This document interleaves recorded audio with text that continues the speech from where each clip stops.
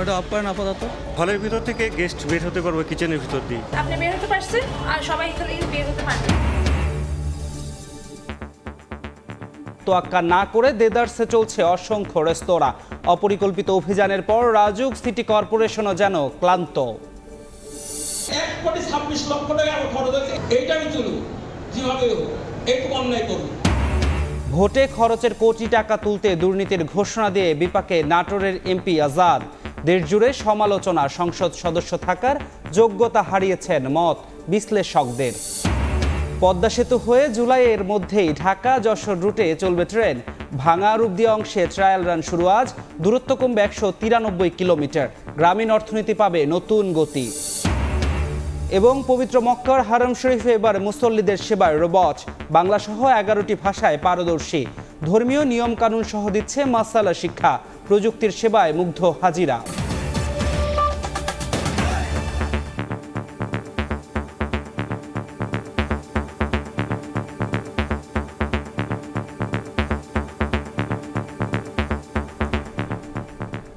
ভোরের সময়ের সঙ্গে আছি আমি ধ্রুব ব্যানার্জি। রবিতে নো টেনশন, কারণ এক মাসের প্যাকে অনেক বেশি ইন্টারনেট। রাজধানীর বেইলি রোডে আগুনের পরও নড়েনি ভবন ও রেস্টুরেন্ট মালিকদের। এখনও নিয়মের তোয়াক্কা না করে দেদারসে চলছে অসংখ্য রেস্তোরাঁ। অপরিকল্পিত অভিযানের পর রাজুক সিটি কর্পোরেশনও যেন ক্লান্ত। সমন্বয়হীনতার কথা স্বীকার করে সমন্বিত ব্যবস্থার আশ্বাস কর্তৃপক্ষের। বিস্তারিত রাইদুল ইসলাম শুভর রিপোর্টে। বেইলি রোডে অগ্নিকাণ্ডের দুর্ঘটনার পর আলোচনায় আসে ভবন ও রেস্টুরেন্টগুলো নিরাপত্তা ব্যবস্থা নিয়ে। সিটি কর্পোরেশন ও রাজুকের অভিযানে বেরিয়ে আসে ভবন ও রেস্টুরেন্টের অগ্নি নিরাপত্তা নিয়ে অনিয়ম ও অব্যবস্থাপনার চিত্র। এরপরও কি শৃঙ্খলায় ফিরেছে দেশের রেস্তোরাঁ খাত, তা সরজমিনে দেখার চেষ্টা করছে সময় সংবাদ।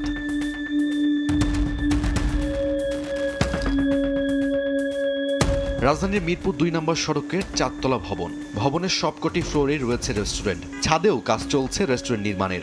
সবচেয়ে আশ্চর্যের বিষয় হচ্ছে এই ভবনে রয়েছে মাত্র একটি সিঁড়ি, নেই পর্যাপ্ত অগ্নি নিরাপত্তা ব্যবস্থা। আশেপাশের অন্যান্য রেস্টুরেন্টগুলোর চিত্র একই রকম। আমি আমার কোম্পানির সাথে আলাপ করে আপনি যেটা টোটালটাই আমি আপনাকে দেবো, ঠিক আছে? না আমি তো কোম্পানি না কোম্পানির সাথে কথা বলিনি। ওটা অফ করেন আপাতত।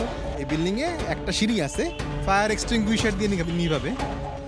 এছাড়া আর কি দিনই পাবো ভাই আমরা? আমি তো এখানে জব করি, আমি ডিটেলস জানি না যে আপনার আমি কি মালিক হচ্ছে এখানে 3-4 জন আছে।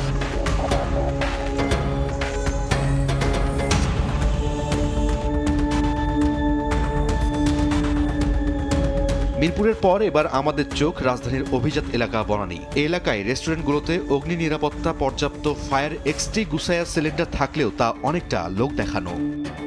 ফায়ার এক্সিট কার্ড আপনার ফায়ার এক্সিটে দেখা যে আপনার যে ওখানে সিলিন্ডারের কথাটা বলছেন আছে, সেটা আপনি আমাকে দেখাতে তো সমস্যা না। আপনি তো আপনার জায়গা থেকে ক্লিয়ার, আপনি তো বলছেন আপনি ক্লিয়ার, তাহলে আপনি দেখাতে কি সমস্যা? মেনলি তো একটাই দরজা, কিন্তু আমাদের হলের ভিতর থেকে গেস্ট বের হতে পারবে কিচেনের ভিতর দিয়ে। আমার এটা অল টাইম ক্লিন থাকে, আজকে আমার কাজ চলতেছে এই জন্য ইয়া করতেছি। আপনি বের হতে পারছেন আর সবাই এখানে বের হতে পারবে। রাজধানীর আভিজাত এলাকার বনানীর 14তলা ভবন এটি। এই ভবনে 6টি রেস্টুরেন্ট রয়েছে, তবে এই একটি মাত্র সিঁড়ি ওঠা নামা করার জন্য 2টি মাত্র লিফট। 6টি রেস্টুরেন্ট, একটি মাত্র সিঁড়ি। বিকল্প কোনো সিঁড়ি না থাকলে মানুষজন যদি কোনো দুর্ঘটনা ঘটে সেখানে তারা যাবে কোথায়? ঢাকঢোল পিটিয়ে রেস্টুরেন্টের বিরুদ্ধে অপরিকল্পিত অভিযোগের পর রাজুক সিটি কর্পোরেশন এখন যেন ক্লান্ত। নিজেরাই স্বীকার করছেন সমন্বয়হীনতার কথা। তারপরও তারা বলছেন ছাড় দিলেও ছেড়ে দেওয়া হবে না তাদের। ফায়ার সার্ভিসের শুরু এখন অনেকটাই নরম। শুধুমাত্র আমাদের এই অভিযানের মাধ্যমেই যে আসলে এটা সম্পূর্ণ করা যাবে তাও নয়, আমাদের আসলে কয়েকটা উদ্যোগ দরকার। এটা খুবই দরকার। একটা হচ্ছে ব্যক্তিগত উদ্যোগ, আর একটা হচ্ছে সামাজিক একটা আন্দোলন। রিসেন্টলি এই ঘটনার পরে আমরা একটা সমন্বিত উদ্যোগ করার জন্য ইতিমধ্যে সিটি কর্পোরেশন সহ আমরা বিভিন্ন সেবা প্রদানকারী সংস্থাকে রাজধানী উন্নয়ন কর্তৃপক্ষ থেকে একটা আমরা চিঠি দিয়েছি এবং আন্তঃসংস্থা একটা সেবাও হয়েছে। হোল টিম আমরা সামগ্রিকভাবে পরিদর্শন করে তার ঝুঁকিপূর্ণতা নিরূপণ করে সেখানে সামগ্রিকভাবে টিমের সুপারিশের আলোকে ব্যবস্থা গ্রহণ করবে। ঢাকায় রাজুক এলাকায় প্রায় 25,000 রেস্তোরাঁ আছে, যার 90% ঝুঁকিপূর্ণ। দ্রুত এসব ঝুঁকিপূর্ণ রেস্টুরেন্টগুলো নিরাপদ করার দাবি সাধারণ মানুষের। রাইদুল ইসলাম শুভ, সময় সংবাদ, ঢাকা। ফায়ার ফাইটিং জ্ঞান ও সচেতনতার অভাবেই অধিকাংশ আগুনের ঘটনা বলে মনে করছে electronic safety and security of Bangladesh. সংগঠনটি বলছে ভবন মালিকরা ফায়ার ফাইটিংয়ের জন্য খরচ করতে চান না। দুর্ঘটনা এড়াতে পাঠ্য বইয়ে ফায়ার ফাইটিং বিষয় অন্তর্ভুক্তি এবং টাস্ক ফোর্স গঠন সহ 7টি প্রস্তাবনা তাদের। আর দুর্যোগ ব্যবস্থাপনা ও ত্রাণমন্ত্রী বললেন শিগগিরই সব পক্ষকে নিয়ে কর্মশালার আয়োজন করা হবে। ফায়ার সার্ভিস ও সিভিল ডিফেন্সের তথ্য মতে গত 16 বছরে দেশে অগ্নিকাণ্ডের ঘটনা ঘটেছে 2,32,755টি। এতে ক্ষতি হয়েছে প্রায় 5,883 কোটি টাকা। আর শুধুমাত্র 2023 সালেই দেশে মোট 27,624টি অগ্নিকাণ্ডের ঘটনা ঘটেছে। সে হিসাবে প্রতিদিন গড়ে 77টি আগুনের ঘটনা ঘটেছে। এসব ঘটনার জন্য বিশ্বব্যাপী বাংলাদেশের ভাবমূর্তি নষ্ট হচ্ছে বলে দাবি করছে electronic safety and security association of Bangladesh ইসাব। শুক্রবার রাজধানীর ঢাকা ক্লাবে অগ্নি দুর্ঘটনার চ্যালেঞ্জ ও ভবিষ্যৎ পরিকল্পনা শীর্ষক আলোচনায় সংগঠনটির সভাপতি বলেন, ফায়ার ফাইটিং ও জনসচেতনতার অভাবেই অধিকাংশ অগ্নি দুর্ঘটনা ঘটছে। 95% দুর্ঘটনার জন্য সাধারণত মানুষের অজ্ঞতা এবং প্রশাসনিক উদাসীনতা অবহেলা অনেকাংশেই দায়ী। সরকারের বিভিন্ন অধিদপ্তরের সাথে সম্মিলিতভাবে একটা টাস্ক ফোর্স গঠনের দাবি জানাচ্ছি। আলোচনায় বাংলাদেশ দোকান মালিক সমিতির সভাপতি দাবি করেন, ফায়ার সেফটি পরীক্ষার অভিযানের নামে অনেক দোকান বন্ধ করে দেওয়া হয়েছে। সংস্থাগুলো যখন বিএসটিসি পাওয়ার পান খুব আনন্দ পান, যখন লাইসেন্সের ফি বাড়ান তখন খুব আনন্দ পান, কিন্তু একজন ব্যবসায়ী শুরু করলেন না, তাকে লক্ষ লক্ষ টাকা খরচ করতে হচ্ছে লাইসেন্সের জন্য। আমাদের যেমন জবাব দিতে আছে, আপনাদেরও যতগুলো সংস্থা আছে তাদেরও জবাব দিতে চাই। অগ্নি দুর্ঘটনা রোধে সবাইকে সচেতন করতে সব পক্ষকে নিয়ে কর্মশালা করা হবে বলে জানান দুর্যোগ ব্যবস্থাপনা ও ত্রাণ প্রতিমন্ত্রী। একটা ওয়ার্কশপ করে আপনাদের সবাইকে ডেকে একটা প্রস্তাব আকারে যদি আপনাদের থেকে কথাগুলি আমরা প্রস্তাব পাই পেলা আলোচনা করি, তাহলে আমাদের ভবিষ্যতে মন্ত্রণালয় আমাদের গুরুত্বপূর্ণ ভূমিকা পালন করার জন্য সহায়ক ভূমিকা পালন করবে।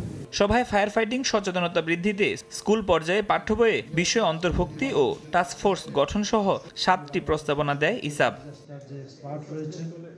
ফরহাদুর রহমান, সময় সংবাদ, ঢাকা। রেললাইনের দুপাশে রক্তরাঙা পলাশ ফুলের মেলা, গাছে গাছে আবির রাঙা কাঞ্চন।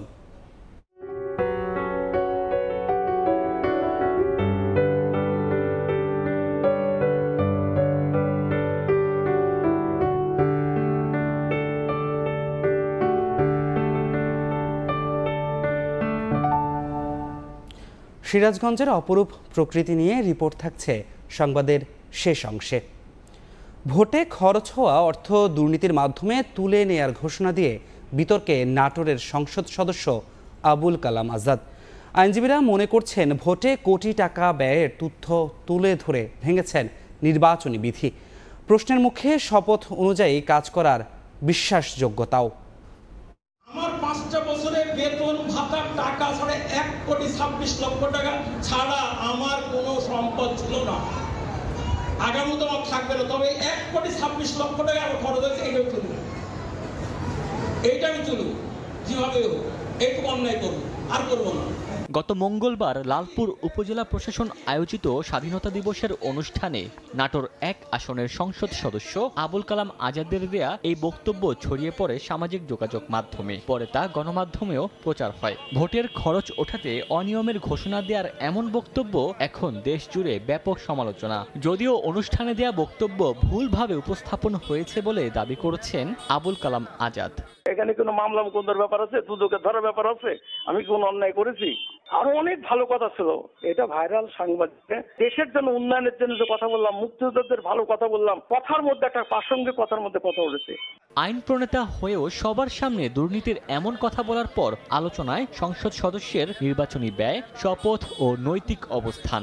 বিধি অনুযায়ী নির্বাচনী প্রচারে একজন প্রার্থী সর্বোচ্চ 25 লাখ টাকা ব্যয় করার অনুমতি দেয় ইসি। তবে নাটোরের এই সংসদ সদস্য নিজেই দাবি করলেন তার ব্যয় ছাড়িয়েছে কোটি টাকার উপরে। শপথ অনুযায়ী সংসদ সদস্যরা ব্যক্তিগত কাজে ব্যয় করতে পারেন না সরকারি বরাদ্দ, কিন্তু এমপি আবুল কালাম আজাদের ঘোষণা অনুযায়ী তিনি সরকারি বরাদ্দ থেকেই তার ভোটের ব্যয় তুলতে চান। এমন প্রেক্ষাপটে নির্বাচন কমিশন ব্যবস্থা না নিলে সরকারের বরাদ্দ তার কাছে কতটা নিরাপদ সে প্রশ্ন তুলছেন অনেকে। ওনার কনফেশন অনুসারে উনি তার শপথ ভঙ্গ করেছেন। উনি ওনার কনফেশনের মাধ্যমে উনি যে মিথ্যা তথ্য দিয়েছেন তা প্রুফ করেছেন, তার কারণে আশা করি নির্বাচন কমিশন তার বিরুদ্ধে প্রয়োজনীয় ব্যবস্থা নেবে। শপথ ভঙ্গের কারণে তার পার্লামেন্টশিপ বাতিল হবার মতোই অবস্থা। উপজেলা নির্বাহী কর্মকর্তার উপস্থিতিতে কোটি টাকা ব্যয় নিয়ে সংসদ সদস্যের এমন বক্তব্য শুনছেন ভোটের সময় রিটার্নিং কর্মকর্তার দায়িত্ব পালন করা নাটোরের জেলা প্রশাসক। শপথের পর সব এখতিয়ার নির্বাচন কমিশনের হওয়ায় তিনি এ নিয়ে আর কোনো মন্তব্য করেননি। আইনের বাইরে কেউ কিছু করতে পারে না, আমি ডাইরেক্টলি বললাম না। কিছু তো করার কোনো বিধান আমার কাছে জানা নাই। নির্বাচনী বিধি না মানার কারণে তার বিরুদ্ধে কমিশন কোনো ব্যবস্থা নেবে কিনা সে বিষয়ে এখনো ইসি কিংবা জেলা নির্বাচন কার্যালয়ের কোনো বক্তব্য পায়নি সময় সংবাদ। দ্বাদশ জাতীয় সংসদ নির্বাচনে স্বতন্ত্র প্রার্থী হয়ে নৌকা প্রতীকের প্রার্থী শহীদুল ইসলাম বকুলকে পরাজিত করে সংসদ সদস্য নির্বাচিত হন আবুল কালাম আজাদ। ওমর ফারুক, সময় সংবাদ।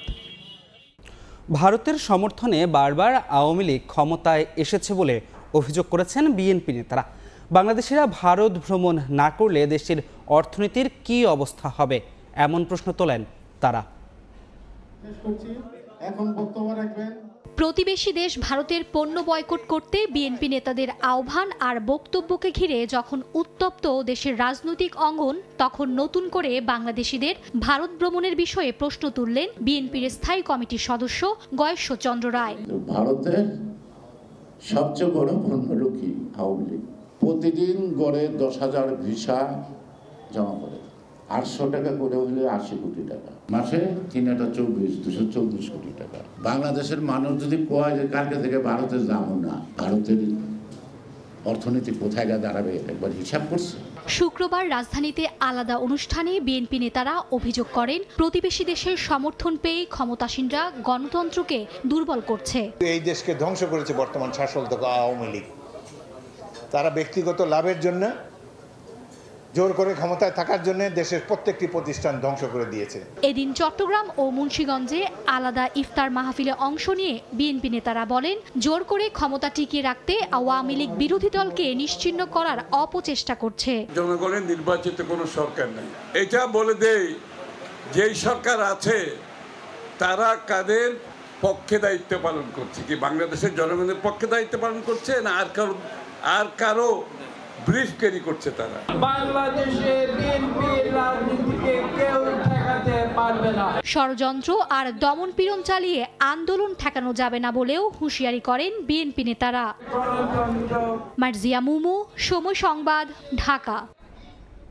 এদিকে আওয়ামী লীগ বলছে তারা কোনো বিদেশি শক্তির দাসত্ব করে না, বরং বিএনপি বিদেশিদের দিকে তাকিয়ে থাকে। দলটির 80% নেতাকর্মী নির্যাতিত নিপীড়িত নেতারা এমন দাবি করায় তার তালিকা চাইলেন ওবায়দুল কাদের।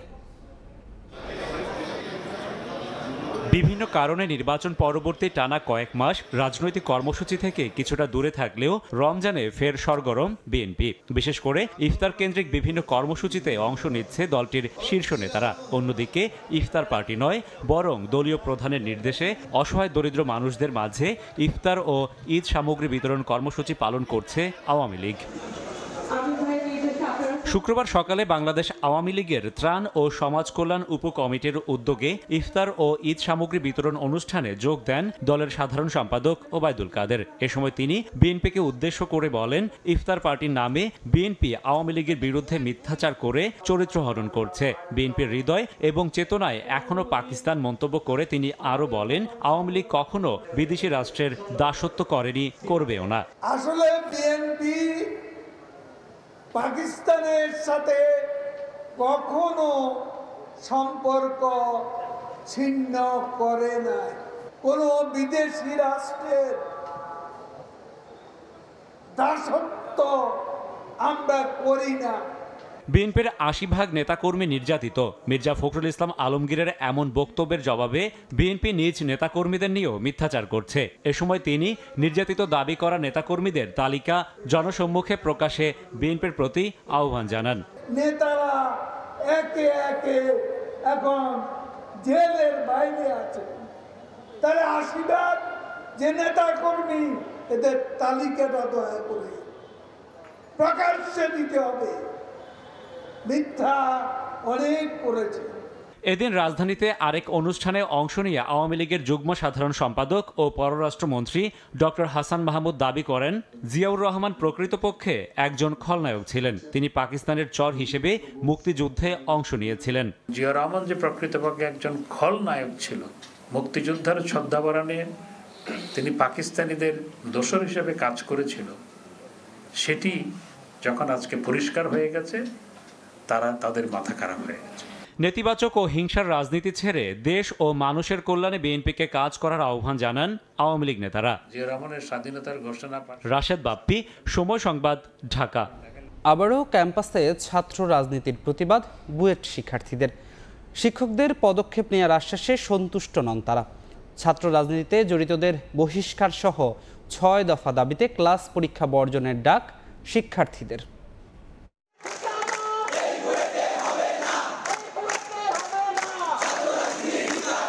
স্লোগানে উত্তপ্ত বাংলাদেশ প্রকৌশল বিশ্ববিদ্যালয় বুয়েট।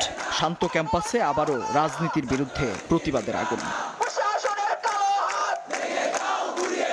গত 27 মার্চ মধ্যরাতের ঘটনা। শিক্ষার্থীদের দাবি, জোরপূর্বক ক্যাম্পাসে প্রবেশ করে নিজেদের অবস্থান জানান দেয় ছাত্রলীগের বেশ কিছু নেতাকর্মী, যার নেতৃত্বে ছিল বুয়েটের 21 ব্যাচের শিক্ষার্থী ইমতিয়াজ রাব্বি।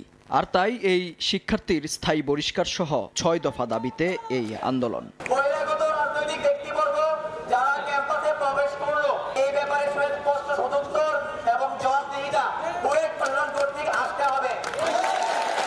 টানা 4 ঘন্টা আন্দোলন চালিয়ে যাওয়ার পর শিক্ষার্থীদের মুখোমুখি হন বুয়েট উপাচার্য। সরাসরি দাবি শুনে প্রয়োজনীয় পদক্ষেপ নেওয়ার আশ্বাস দিলেও বিপত্তি বাধে বিশ্ববিদ্যালয়ের নিরাপত্তা নিশ্চিতের বিষয়টি নিয়ে। শিক্ষার্থী ইমতিয়াজ রাব্বিকে বহিষ্কার হল থেকে এবং বিশ্ববিদ্যালয় থেকে।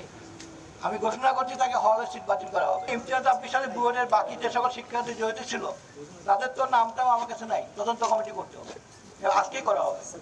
তাদের তারান পরিষ্কার বা মেয়াদ হল পরিষ্কার। নিরাপত্তা নিশ্চিত করা ছাত্র কল্যাণ পরিদপ্তরের কাজ নয় দাবি করলে আবারও উত্তপ্ত হয়ে ওঠে ক্যাম্পাস। শিক্ষার্থীদের সঙ্গে বাকবিতণ্ডায় জড়ান ছাত্র কল্যাণ পরিদপ্তরের পরিচালক ডক্টর মিজানুর রহমান।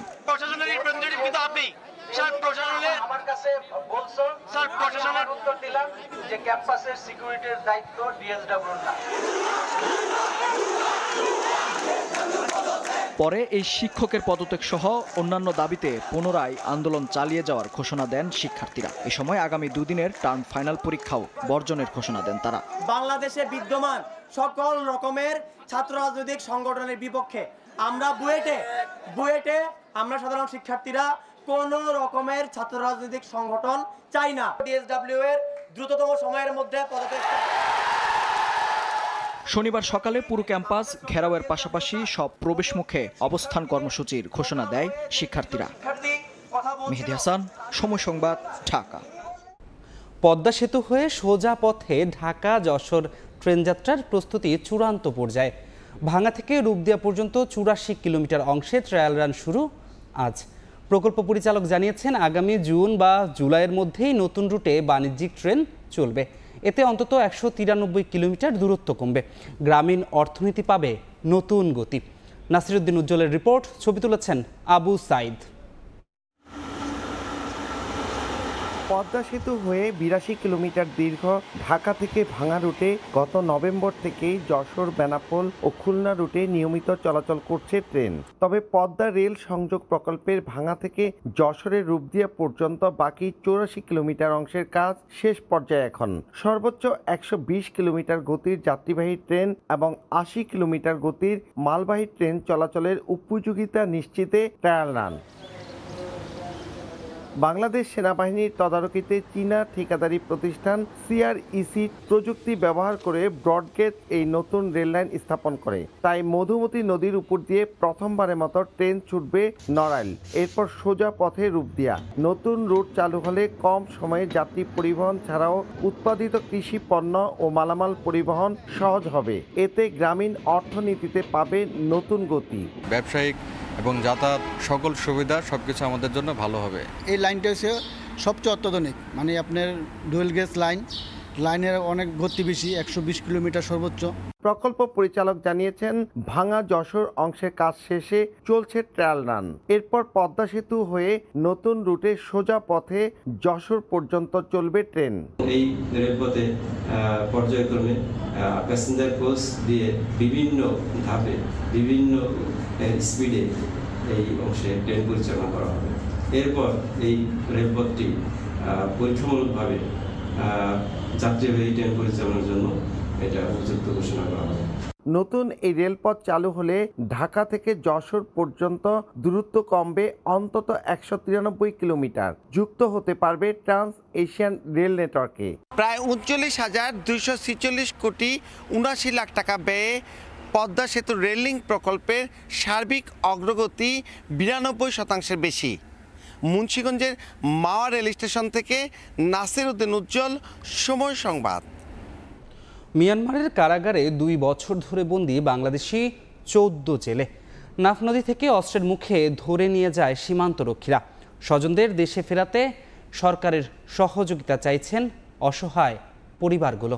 মোহাম্মদ ফরাজের ক্যামেরায় বিস্তারিত জানাচ্ছেন সুজা উদ্দিন রুবেল। আমাদেরকে এখান থেকে সুজা হাজতে নিয়ে গেছে, নিয়ে যাওয়ার পর নামগ্রাম নেয়া আর আমাদেরকে আসতে দিল না, এখানে রাখছে প্রায় 1 মাস 9 দিন এখানে রাইখা টামে কোর্টে নিয়ে যাইতো, কোর্ট থেকে আনতো। টেকনাফ শাহপরীর দ্বীপের জালিয়াপাড়ার বাসিন্দা রেজাউল করিম 2022 সালের 15 মার্চ নাফ নদীতে 4টি নৌকায় মাছ শিকার করছিলেন 18 জেলে। সেখানে 16 বছর বয়সী রেজাউল করিমও ছিল। কিন্তু নাফ নদীর বাংলাদেশের জলসীমায় ঢুকে অস্ত্রের মুখে 18 জেলেকে ধরে নিয়ে যায় মিয়ানমার সীমান্তরক্ষী বাহিনী বিজিপি। দাবি করা 1 কোটি টাকা দিতে না পারায় তাদের পাঠানো হয় কারাগারে। তবে নাফ নদীতে বিজিপি কি করেছিল এবং কিভাবে সে ছাড়া পায়, সময় সংবাদকে তার বর্ণনা দেন জেলে রেজাউল করিম। শাহপরীদ্বীপ জালিয়াপাড়া 2 সন্তানের জননী মুবিনা খাতুন। স্বামী আলী আকবর নাফ নদীতে মাছ শিকার করে জীবিকা নির্বাহ করতেন। তবে বিজিপি তার স্বামীকে ধরে নিয়ে রেখেছে কারাগারে। দীর্ঘ 2 বছরের বেশি সময় ধরে স্বামী ফিরে আসার অপেক্ষায় ভিক্ষা করে জীবিকা নির্বাহ করছেন। চল কিনি তেল কিনি না বাড়ির লাহোরি কিনি ভাইলে ভাত কিনি না পারিন হিন্দিলা কষ্ট করে আল্লাহ রহমতে হতে হয় তিন তো আসছে তা হিন্দি চলি। শুধু মুবিনা খাতুন নন, টেকনাফ শাহপরীর দ্বীপের জালিয়াপাড়ার 14 জেলে পরিবার রয়েছেন চরম উৎকণ্ঠায়। কারো স্বামী বা কারো সন্তান দীর্ঘ 2 বছরের বেশি সময় ধরে জেল খাটছেন মিয়ানমারের কারাগারে। তাদের দেয়া সাজাও শেষ হয়েছে। এবার তাদের ফিরিয়ে আনতে সরকারের হস্তক্ষেপ কামনা জেলে পরিবারগুলোর। আর পুতারা এই দরিবেলা এই দোয়া কোন দরিবেলা হাতের সহায় কিছু নাই দরিবেলা জিওল শেষ হয়ে দেয়। বাংলাদেশ সরকারের চাইলে আর কোনো যে মতে আনিত পারে জিওল শেষ হয়ে যাওয়ান বাংলাদেশ সরকারের তো আর কিছু নচাই হাইতে লইতে অন্যন মা বাপ যা কিছু আছে তা এখন বেশি কষ্ট। নাফ নদী থেকে ধরে নিয়ে যাওয়া বাংলাদেশি 18 জেলের মধ্যে অপ্রাপ্ত বয়স্ক রেজাউল করিম সহ 4 জনকে পতাকা বৈঠকের মাধ্যমে 4 মাস পর বিজিবির কাছে হস্তান্তর করে মিয়ানমার। বাকি 14 জেলে এখনও মিয়ানমারের কারাগারে বন্দী রয়েছেন। বাংলাদেশ মিয়ানমার জলসীমার নাফ নদী। এই নাফ নদীতে মাছ শিকার করে জীবিকা নির্বাহ করে হাজার হাজার জেলে। কিন্তু মাছ শিকার করতে গিয়ে অনেক সময় ধরে নিয়ে যাচ্ছে মিয়ানমার সীমান্তরক্ষী বাহিনী বিজিপি। অনেককে মুক্তিপণ দিতে না পারলে পাঠানো হচ্ছে কারাগারে। তাই কারাগারে বন্দী এসব বাংলাদেশি জেলেদের স্বদেশে ফিরিয়ে আনার দাবি জানিয়েছে জেলে পরিবারগুলো। সুজাউদ্দিন রুবেল, সময় সংবাদ, টেকনাফ, কক্সবাজার। জাটকা সংরক্ষণে চাঁদপুরের পদ্মা ও মেঘনায় বন্ধ মাছ ধরা। আয় বন্ধ থাকায় ঈদে পরিবারের মুখে হাসি ফোটানো নিয়ে দুশ্চিন্তায় জেলেরা। সরকারি সহায়তার দাবি জনপ্রতিনিধিদের। ফারুক আহমেদের রিপোর্ট, ক্যামেরায় ছিলেন নাইমুল ইসলাম নীরব।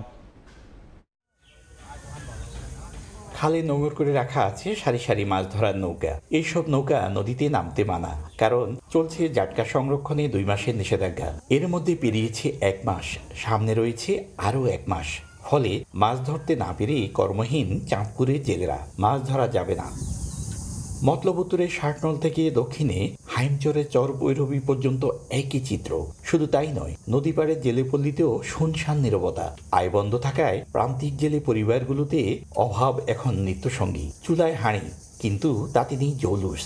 তার উপর ধার দেনায় কোনো মতে দিন কাটছে তাদের। সামনে ঈদ উল ফিতর, এতে চাই পরিবারের নতুন পোশাক এবং ভালো খাবার। কিন্তু সেই সামর্থ্য নেই অনেকেরই। সরকারে যেই চাল দেয় এই চাল দিয়ে কি আর আমাকে হয় না। তেল কিনা লাগে, লবণ কিনা লাগে, ছেলে মেয়েরে স্কুলে লেখাপড়া করার খরচ দিতে হয়। মাথাতে দেন আমাকে আরো কষ্ট খাইতে, এই দায়িত্ব আছে কেমনে চলবো। সামনে ঈদ অনেক কেমনে কি করবি এটা আল্লাহই ভালো জানে। যে আমি বলাইনি বাচ্চা কাপড় চোপড় ইত্যাদি চাই আমরা দিতে পারতেছি না। আমি ঈদের কাপড় কেমনে কিনে দেবো? যে বাবা যে নদীতে নামতে পারে না, যে মাছ কিভাবে ধরবে, যে ঈদের নতুন জামা কাপড় কিনে দিতে পারবে না, যে ঈদে সরকারি প্রণোদনা চালের সঙ্গে ঈদ আনন্দ উপলক্ষে মানবিক সহায়তার দাবি জানান জেলে সহ স্থানীয় জনপ্রতিনিধি। কিভাবে তাদের কাপড় চোপড় দিবে, কিভাবে ঈদ করবে, তারা খুব দুরবস্থায় আছে। জননেত্রী শেখ হাসিনার কাছে অনুরোধ করব যাতে আমাদের প্রান্তিক জেলেদের ঈদের আগে কাপড় চোপড় কেনার জন্য হোক, মানবিক কারণে কিছু প্রান্তিক জেলেদের, অসহায় জেলেদেরকে কিছু মানবিক সহযোগিতা দেওয়া হবে। চাঁদপুরের পদ্মা ও মেঘনায় মাছ ধরে জীবিকা নির্বাহ করেন এমন জেলের সংখ্যা 1.5 লাখ। ফারুক আহমদ, সময় সংবাদ, চাঁদপুর। চট্টগ্রাম ও কক্সবাজারের সামুদ্রিক মাছ দিয়ে খাগড়াছড়ির পাহাড়ে তৈরি হচ্ছে শুটকি। প্রাকৃতিক পদ্ধতিতে তৈরি করা শুটকি জনপ্রিয়তা পেয়েছে স্থানীয়দের মাঝে। কর্মসংস্থান ও ব্যবসার আকার বাড়াতে সরকারি সহযোগিতা চান উদ্যোক্তারা। জিতেন বড়ুয়ার তথ্য, ছোটন বিশ্বাসের ছবি নিয়ে রিপোর্ট। পরিষ্কারের পর বিভিন্ন আকৃতিতে কাটা হয় মাছ। এই মাছ শুকিয়ে তৈরি করা হচ্ছে শুটকি। কর্মযজ্ঞে অংশ নিয়েছেন নারী পুরুষ। এ চিত্র খাগড়াছড়ির পাহাড়ে। পাহাড়ের সমতলে তৈরি করা হয়েছে বাঁশের মাচা, সেখানে রোদে শুকানো হচ্ছে মাছ। উদ্যোক্তারা জানান শুটকি তৈরির পুরো পদ্ধতি প্রাকৃতিক, ব্যবহার করা হয় না কোনো রাসায়নিক। সামুদ্রিক মাছ আনা হয় চট্টগ্রাম ও কক্সবাজার থেকে। স্থানীয়দের মাঝে জনপ্রিয়তা পেয়েছে জেলায় তৈরি হওয়া শুটকি। পাহাড়ে সৃষ্টি হয়েছে ব্যবসার নতুন সুযোগ। সম্পূর্ণ ফরমালিন মুক্ত এবং ওষুধ মুক্ত শুটকি তৈরি করে সজীব চাকমা, এবং সজীব চাকমার দেখা দিকে হয়তো অনেকখানি যুব সমাজ কিংবা বেকার যুবকরা থাকে দেখে উদ্বুদ্ধ হবে। 95% লোকে শুটকি খেয়ে থাকি, আমরা ব্যবহার করে থাকি। আমার এখন ভালো টাকা ইনকাম হয়। প্রচুর ডিমান্ড শুটকিগুলো, মানে কেটেও খুব সুস্বাদু। দীঘিনালার যুবক সজীব চাকমা শুটকি পল্লী তৈরি করেছেন। সজীবের সঙ্গে কাজের সুযোগ হয়েছে 20 থেকে 25 জনের। উদ্যোক্তারা বলছেন প্রয়োজন সরকারি পৃষ্ঠপোষকতা, এতে সম্প্রসারণ হবে ব্যবসা, তৈরি হবে কর্মসংস্থান। চাহিদা প্রচুর, তো এবার এটা আমি এখন পরবর্তী ধাপে মানে এখন থেকে শুরু করে মানে বাণিজ্যিকভাবে নিতে চাচ্ছি। সরকার এভাবে কোনো পৃষ্ঠপোষকতা পায়, আরো তরুণ উদ্যোক্তা গড়ে ওঠার মতো এই এলাকার আছে। পদ্ধতিগতভাবে ইয়া সম্পূর্ণ অর্গানিক, যেহেতু ইনি প্রাকৃতিকভাবে ওনার শুটকি উৎপাদন করেন। আমাদের যে ফুড সেফটির যে কতগুলো ক্রাইটেরিয়া আছে তার মধ্যে এইগুলো কিন্তু অন্যতম। খাগড়াছড়ি সহ পাহাড়ের বাসিন্দাদের খাবার তালিকায় অন্যতম সামুদ্রিক মাছের শুটকি। বর্তমানে জেলায় পণ্যটির চাহিদার সিংহভাগ পূরণ করছে স্থানীয়ভাবে তৈরি হওয়া শুটকি। সময় সংবাদ, খাগড়াছড়ি। বাগেরহাটে নলকূপে চাপ দিলেই বের হচ্ছে গ্যাস। এক নজর দেখতে ভিড় করছেন শত শত মানুষ। তবে দুর্ঘটনা এড়াতে পরীক্ষা নিরীক্ষা করার জন্য সরকারের সহায়তা কামনা করেন স্থানীয় জনপ্রতিনিধি ও এলাকাবাসী। আলী আকবর টুটুলের তথ্য, আমিনুল ইসলামের ছবিতে রিপোর্ট। টিউবওয়েলের হ্যান্ডেলে চাপ দিয়ে দিয়াশলাই দিয়ে আগুন জ্বালিয়ে দিলে দাউ দাউ করে জ্বলে উঠছে। মাটির গভীরে 110 থেকে 115 ফুট পাইপ দিয়ে কল বসানোর পর থেকে পানির সঙ্গে বুদবুদ সহকারে উঠছে গ্যাস। বাগেরহাটের ফকিরহাট উপজেলার মূলঘর ইউনিয়নের রাজপাট গ্রামের কৃষক হানিফ শরীফের বাড়িতে ফসলি জমিতে পানির চাহিদা মেটাতে একটি টিউবওয়েল স্থাপন করা হয়। 15 বছর আগে থেকে বসানো টিউবওয়েল থেকে অল্প অল্প গ্যাস উঠলেও গত এক সপ্তাহ ধরে বেড়েছে গ্যাসের মাত্রা। গ্যাসের চাপ ইদানিং বাড়িছে, এই বাড়ার কারণে হচ্ছে কেন পানি উঠতেছে না। এই বছর তো একটু বেশি দেওয়া যাচ্ছে, কিন্তু এত আগে পরে উঠিনি। কয়েল চাপলে গ্যাস উঠতেছে, সেটা আগুন দিয়ে মেজের কাছে দিয়ে আগুনও উঠতেছে। দুর্ঘটনা এড়াতে ও প্রাকৃতিক গ্যাসের প্রকৃত কারণ উদ্ঘাটনে সরকারি সহায়তার দাবি জানিয়েছেন স্থানীয় জনপ্রতিনিধি। আমরা চাই এটা সরকার যদি মনে করে যে এটা একটা পরীক্ষা নিরীক্ষা করে দেখতে পারে আসলে এখানে গ্যাসের চাপ কতটা আছে, এমন হতে পারে এটাও সরকারের একটি নতুন দ্বার উন্মোচন হতে পারে। প্রাকৃতিকভাবে গ্যাস উঠছে এমন খবরে এলাকায় প্রতিনিয়ত জড়ো হচ্ছে বিভিন্ন এলাকার শত শত মানুষ। সময় সংবাদ, বাগেরহাট। 8 বছর আগে ভূমি অধিগ্রহণ করা হলেও নির্মিত হয়নি ফেনীর চিফ জুডিশিয়াল ম্যাজিস্ট্রেট আদালত ভবন। বিচার কাজ চলছে জেলা দায়রা জজ আদালত ও জেলা প্রশাসক কার্যালয়ের 2 ভবনে। ইজলাস সংকটে বাড়ছে মামলা জট, সীমাহীন ভোগান্তিতে বিচার প্রার্থীরা। জুলহাস তালুকদারের ক্যামেরায় বখতিয়ার মুন্নার রিপোর্ট। প্রতিদিন এভাবেই এক বিচার কক্ষে বিচারক ও আদালত পরিবর্তনের ডাকের অপেক্ষায় থাকে শত শত বিচার প্রার্থী। আইনজীবীদের ছুটতে হয় এক ভবন থেকে অন্য ভবনে। কক্ষ সংকটে ফেনী জুডিশিয়াল ম্যাজিস্ট্রেট আদালতের এমন চিত্র নিত্যদিনের। 2007 সালের 1 নভেম্বর উচ্চ আদালতের আদেশে দেশের নির্বাহী বিভাগ থেকে বিচার বিভাগ আলাদা হওয়ার দিন থেকেই জুডিশিয়াল ম্যাজিস্ট্রেট আদালত চলছে জেলা দায়রা ও জজ আদালত ভবনে। জুডিশিয়াল ম্যাজিস্ট্রেট আদালতে 9 বিচারককে সমন্বয় করে জেলা দায়রা জজ আদালত ভবনে 4টি ও জেলা কালেক্টর ভবনে 3টি কক্ষে বিচার কাজ চলছে। 2016 সালে জেলা ও দায়রা জজ আদালত ভবনের পাশে জুডিশিয়াল ম্যাজিস্ট্রেট আদালত ভবন নির্মাণের জন্য 2.25 একর ভূমি অধিগ্রহণ করা হয়। 2,28,000 বর্গফুটের 13 তলা বিশিষ্ট 87 কোটি টাকা ব্যয় চিফ জুডিশিয়াল ম্যাজিস্ট্রেট ভবন নির্মাণের জন্য 2020 সালে গণপূর্ত অধিদপ্তর থেকে প্রস্তাবনা পাঠানো হয়। অথচ দীর্ঘ 8 বছরেও ভবনটির নির্মাণ কাজ শুরু না হওয়ায় এজলাস সংকটে বাড়ছে মামলার জট। দুর্ভোগ পোহাতে হচ্ছে আইনজীবী ও বিচারপ্রার্থী সহ সংশ্লিষ্টদের। একটা কোর্টের মধ্যে 3 দফা করে ম্যাজিস্ট্রেট দোষী, ওই কারণে রাইটও হইতে দেরি হয়, আমাদেরও ভোগান্তি সময় সব দিকে লস। বাদী এবং বিবাদী প্রত্যেকেই ডেটের পর ডেট আসতে হইতেছে, কিন্তু মামলার কোনো সমাধান হচ্ছে না। সত্য কথা বলতে কি বিচারপ্রার্থী জনগণ জানে না তার মামলা কোন কোর্টে উঠবে, কারণ আমরা নিজেরাই জানি না। ফেনী জেলা আইনজীবী সমিতির সভাপতি জানালেন, এ বিষয়ে এমপি মন্ত্রীর দ্বারে দ্বারে ঘুরেও মিলছে না সুফল। বিভিন্ন ব্যাপারে আমরা দরখাস্ত দিচ্ছি, চেষ্টা করতেছি দ্রুত কাজটা সম্পূর্ণ করার জন্য। যত দ্রুত সম্ভব যদি কাজটা হয় ফেনী মানুষ উপকার হবে, না হলে ভোগান্তি কোনো শেষ থাকবে না। সংসদে প্রধানমন্ত্রীর দৃষ্টি আকর্ষণ করা হয়েছে, এবার ভবন নির্মাণ হবে বলে জানান স্থানীয় সংসদ সদস্য। স্পিকারের মাধ্যমে মাননীয় প্রধানমন্ত্রীর দৃষ্টি আকর্ষণ করেছি এবং আইনমন্ত্রী মহোদয়ের সাথে আমি কথা বলেছি, ওনারা আমাকে আশ্বস্ত করেছে অল্প সময়ের মধ্যে চিফ জুডিশিয়াল ভবনটি সম্পূর্ণ করবে। জুডিশিয়াল ম্যাজিস্ট্রেট আদালতের তথ্য মতে 2023 সালের 31 ডিসেম্বর পর্যন্ত মোট মামলার সংখ্যা 17,515টি। এর মধ্যে নিষ্পত্তি হয়েছে 5,092টি, অন্য আদালতে বদলি হয়েছে 4,261টি, তদন্তাধীন 726টি, আর বিচারের জটে আছে 7,436টি মামলা। বখতিয়ার মুন্না, সময় সংবাদ, ফেনী। নতুন উদ্যোক্তা গড়ে তুলতে ক্ষুদ্র ঋণ বিতরণ করছে বিভিন্ন ব্যাংক। প্রান্তিক পর্যায়ে উন্নয়নে এসব কার্যক্রমে পিছিয়ে নেই চতুর্থ প্রজন্মের ব্যাংকও। ইতোমধ্যে প্রায় 3,500 কোটি টাকার ক্ষুদ্র ঋণ দিয়েছে এনআরবিসি ব্যাংক। ব্যাংকটির বিরুদ্ধে নানা অনিয়মের অভিযোগ থাকলেও তা আগের পরিচালনা পর্ষদের বলে জানায় কর্তৃপক্ষ। স্বল্প সুদের এসব ঋণ নিম্ন ও মধ্য আয়ের মানুষের জীবনমান পরিবর্তনে বিশেষ ভূমিকা রাখে বলে মত অর্থনীতিবিদদের। কাজল আব্দুল্লাহর রিপোর্ট। দেশ ও মানুষের উন্নয়নে 2013 সালে এনআরবিসি ব্যাংক গড়ে তোলেন রেমিটেন্স যোদ্ধারা। প্রতিষ্ঠাকালীন লক্ষ্য নিয়ে এগিয়ে গেলেও 4 বছরের ব্যবধানে সমালোচনার মুখে পড়ে ব্যাংকটি। তৎকালীন পরিচালনা পর্ষদের অনিয়ম ও অব্যবস্থাপনার কারণে আস্থার সংকট তৈরি হয় গ্রাহকদের মাঝে। পরবর্তীতে 2017 সালে নতুন পরিচালনা পর্ষদের সুষ্ঠু ব্যবস্থাপনায় ঘুরিয়ে দাঁড়িয়েছে ব্যাংকটি। তবে প্রতিষ্ঠানটির বিভিন্ন অনিয়ম, অর্থ পাচার, দায়িত্বের অপব্যবহার নিয়ে সম্প্রতি গণমাধ্যমে প্রকাশ পায় নানা তথ্য। যদিও ব্যাংক কর্তৃপক্ষ বলছে এসবই 2016 সাল পর্যন্ত, যার কোনো অস্তিত্ব নেই বর্তমান ব্যবস্থাপনায়। বর্তমানে অন্যান্য ব্যাংকের মতো দেশের অর্থনীতির প্রাণশক্তি ক্ষুদ্র ও মাঝারি উদ্যোক্তাদের বিশেষ সহায়তা করছে ব্যাংকটি, যাদের নানা সংকটকালেও অর্থনীতির ভিতকে সমুন্নত রেখে এগিয়ে যাওয়ার গল্পের শেষ নেই। কিন্তু প্রাথমিক পর্যায়ে তাদেরকে হোঁচট খেতে হয় দাঁড়ে দাঁড়ে। সাহস আর দক্ষতার সীমাবদ্ধতা না থাকলেও সংকটে ফেলে অর্থের যোগান। এমন প্রেক্ষাপটে সাধারণ ব্যাংকিংয়ের পাশাপাশি এসএমই খাতের সহযোগিতায় ক্ষুদ্র ঋণ কর্মসূচি পরিচালনা করছে বিভিন্ন বাণিজ্যিক ব্যাংক। এতে প্রথম সারির কয়েকটি বেসরকারি ব্যাংকের পাশাপাশি প্রান্তিক পর্যায়ে এসব ঋণ দিয়ে সহায়তা করছে চতুর্থ প্রজন্মের এনআরবিসি ব্যাংকও। ওয়ান ডিজিট লোন নিশ্চিত করা, এই কাজটা যদি ব্যাংক না করে এবং এই সেক্টরের লোক নতুন নতুন কর্মসংস্থান তৈরি হবে না।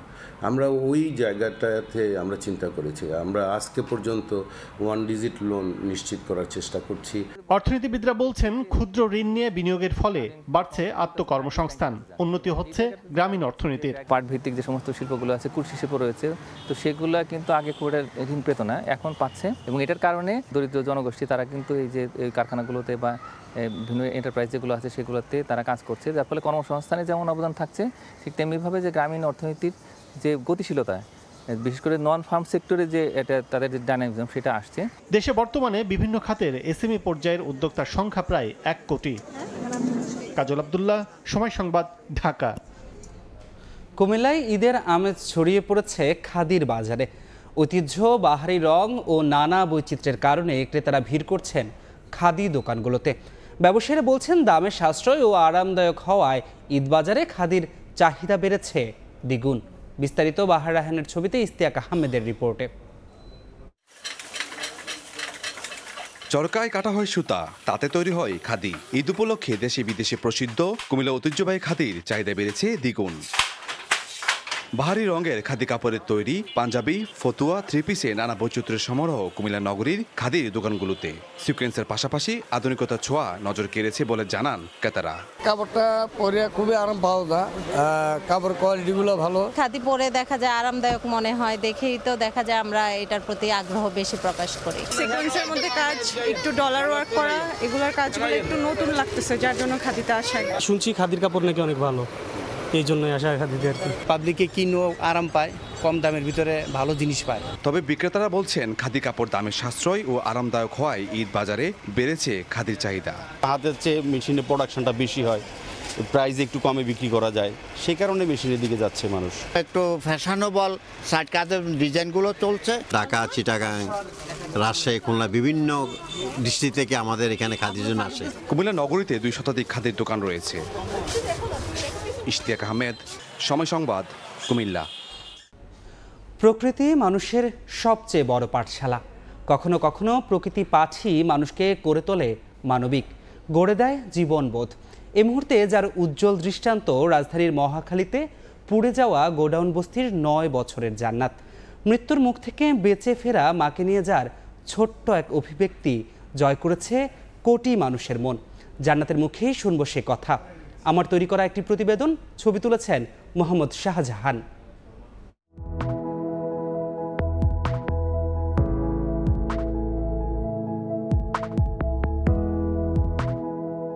চোখে হাজারো স্বপ্নের হাতছানি, ক্ষুধার জাতাকলে পিষ্ট রাজধানীর গোডাউন বস্তির জান্নাতুল ফেরদৌস। সর্বনাশা আগুনে অন্য সবার পুড়েছে ঘর, সে আগুনের আঁচ লেগেছে জান্নাতের ঘরেও। এসবের মাঝেও গর্ভধারিণী মাকে নিয়ে তার এক অভিব্যক্তি, মা তো বেঁচে আছে, আর এতেই কেড়েছে কোটি মানুষের মন। মা আসলে তোমার কাছে অনেক ভালো লাগে কেন? মা যদি মরে যায় তখন কিভাবে থাকবা? তখন কাল্লা দেখবো। 9 বছর বয়সী জান্নাত হয়তো জানে না মাকে নিয়ে তার এমন ভাবনা কত শত কোটি মানুষের হৃদয় জয় করেছে। মায়ের বুক যে সন্তানের জন্য কতটা নিরাপদ, মায়ের সঙ্গে যে কোনো কিছুরই তুলনা হয় না, তা চোখে আঙুল দিয়ে দেখিয়েছে ছোট্ট জান্নাত। ভালো লাগে এখন? হ্যাঁ মা, ভালো লাগে। তুমি আমার যে চিকিৎসা দিতেছ আমার অনেক ভালো লাগতেছে। সেদিনের আগুনে সহায় সম্বল হারালেও মায়ের কোল তার কাছে যেন রাজ্যের সব সুখ। এগুলা ঘর পুড়ে গেছে, আমার সব পুড়ে যাক, আমার মা তো বাচ্চা আছে, এটাই বেশি। বাবা ছেড়ে গেছে অনেক আগেই, মা কাজ করেন অন্যের বাড়িতে। কাজ করতে গিয়ে কিছুদিন আগে গুরুতর আঘাত পান মা শিল্পী বেগম। সেই থেকে অন্য শিশুরা যখন দুষ্টুমিতে ব্যস্ত, তখনও জান্নাত ভোলে না অসুস্থ মায়ের সেবা করতে। মেরুদণ্ড যখন ব্যথা করে তখন আমি সারা রাত ঘুমাতে পারি না, কান্না করি। তখন আমার মেয়ে কি করে, সরিষার তেল নিয়ে আমার পেটে ঢুলে দেয়। এটাই তো আমার ডাক্তারের বড় চিকিৎসা। বড় হয়ে জান্নাত হতে চায় চিকিৎসক, কাজ করার ইচ্ছে দেশ ও দশের জন্য। তবে 3য় শ্রেণীর পড়াশোনার খরচ জোগাতেই যখন হিমশিম অবস্থা, তখন মেয়ের স্বপ্ন যে আকাশ ছোঁয়ার, সেটি ভালো করেই জানেন তার মা।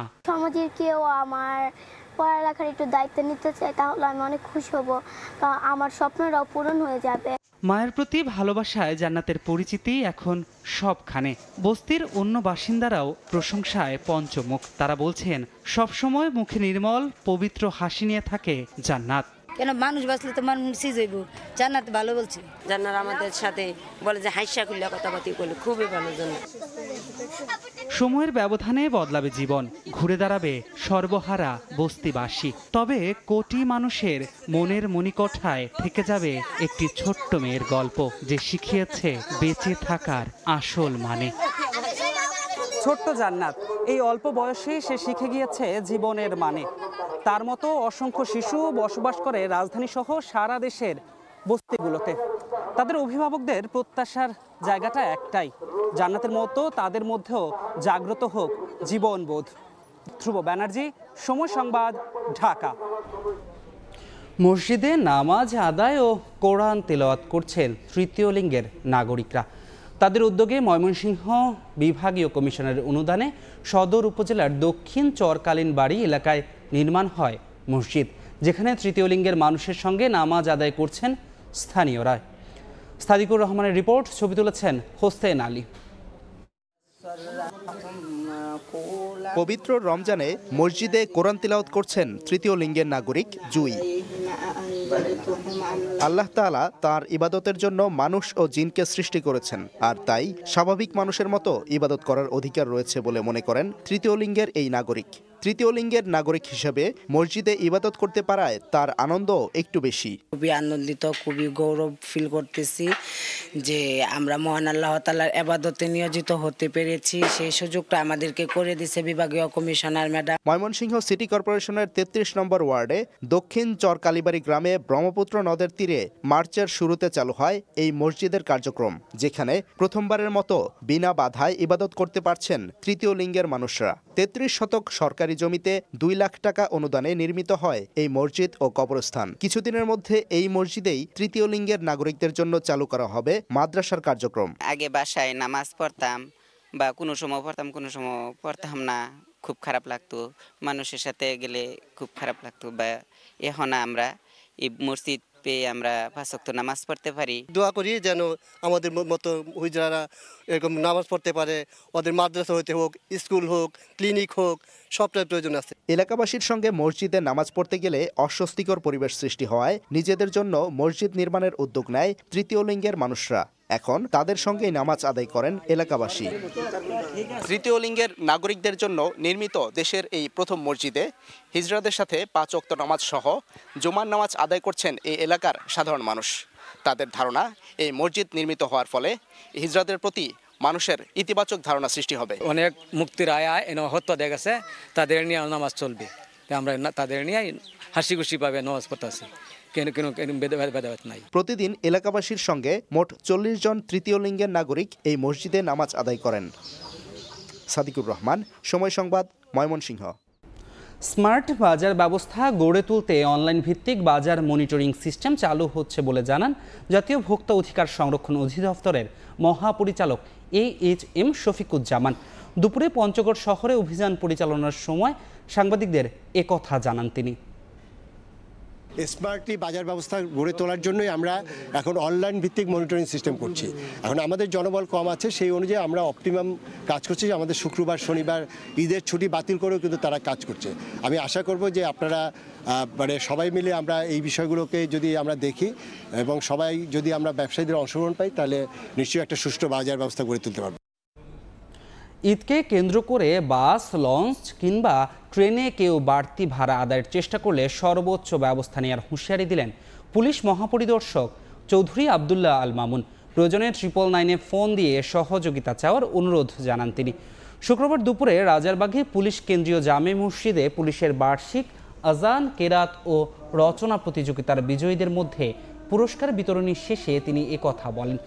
জানান, ট্রেনের টিকিট কালোবাজারি রুখতে সব বাহিনী সমন্বিতভাবে কাজ করছে।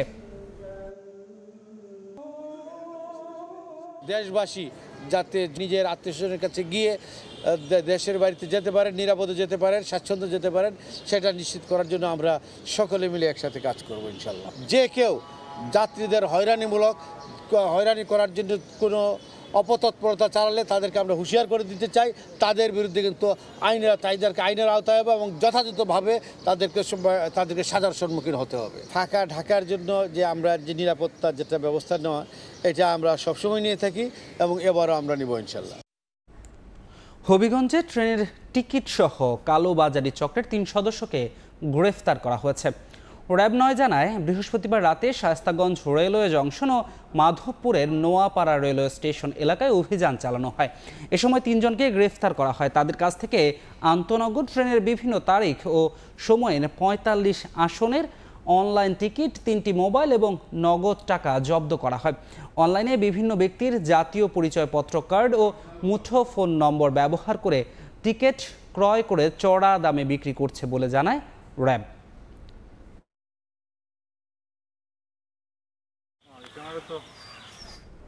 ব্রাহ্মণবাড়িয়া কসবা উপজেলা ছাত্রলীগের আহ্বায়ক কমিটি বিলুপ্ত করার প্রতিবাদে মানববন্ধন ও বিক্ষোভ মিছিল করেছে উপজেলা ছাত্রলীগের নেতাকর্মীরা। শুক্রবার সকালে কসবা উপজেলা পরিষদ চত্বরে এই প্রতিবাদ কর্মসূচি করা হয়। এতে কসবা উপজেলা ছাত্রলীগের সাবেক সভাপতি এবং সাবেক সাধারণ সম্পাদক, সাবেক পৌর মেয়র ও উপজেলা পরিষদের বর্তমান ভাইস চেয়ারম্যান উপস্থিত ছিলেন। এ সময় বক্তারা গত বুধবার রাতে জেলা ছাত্রলীগের সভাপতি রবিউল হোসেন রুবেল এবং সাধারণ সম্পাদক শাহাদাত হোসেন শোভন স্বাক্ষরিত এক বিজ্ঞপ্তিতে কসবা উপজেলা ছাত্রলীগের কমিটিকে বিলুপ্ত ঘোষণা করে। আগামী 7 দিনের মধ্যে কমিটি পুনঃবহাল না করলে সড়ক ও রেলপথ অবরোধের হুঁশিয়ারি দেন তারা।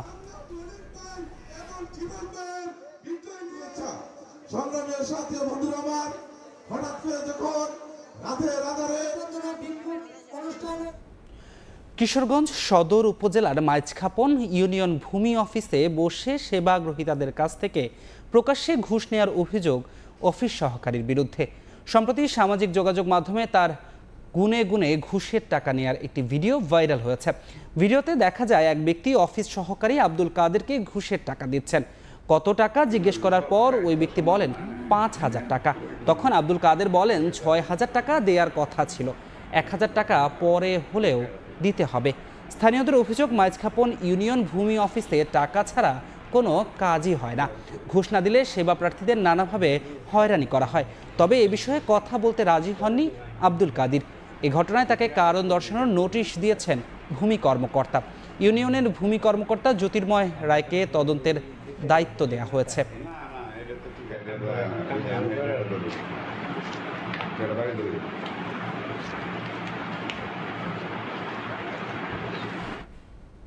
গাজীপুরে গরু চোর সন্দেহে গণপিটুনিতে প্রাণ গেল 2 যুবকের। কাপাসিয়ার সিংহশ্রী নামিলা গ্রামে এই ঘটনা ঘটে।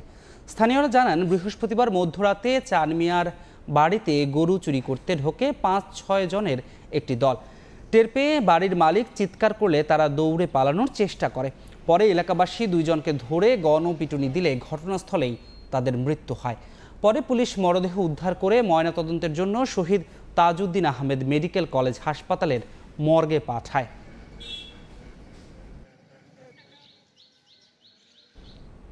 জয়পুরহাটে সীমান্ত দিয়ে ভারতে পাচারের সময় 20টি স্বর্ণের বারসহ 2 যুবককে আটক করা হয়েছে।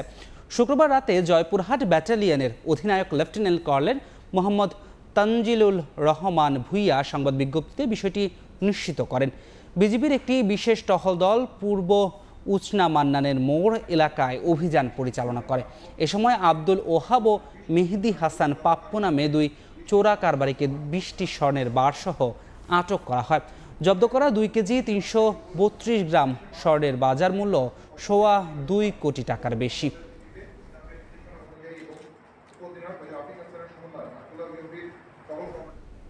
কুমিল্লায় অ্যাম্বুলেন্সে করে 100 কেজি গাঁজা নিয়ে ঢাকায় যাওয়ার পথে 2 মাদক ব্যবসায়ীকে গ্রেফতার করা হয়েছে।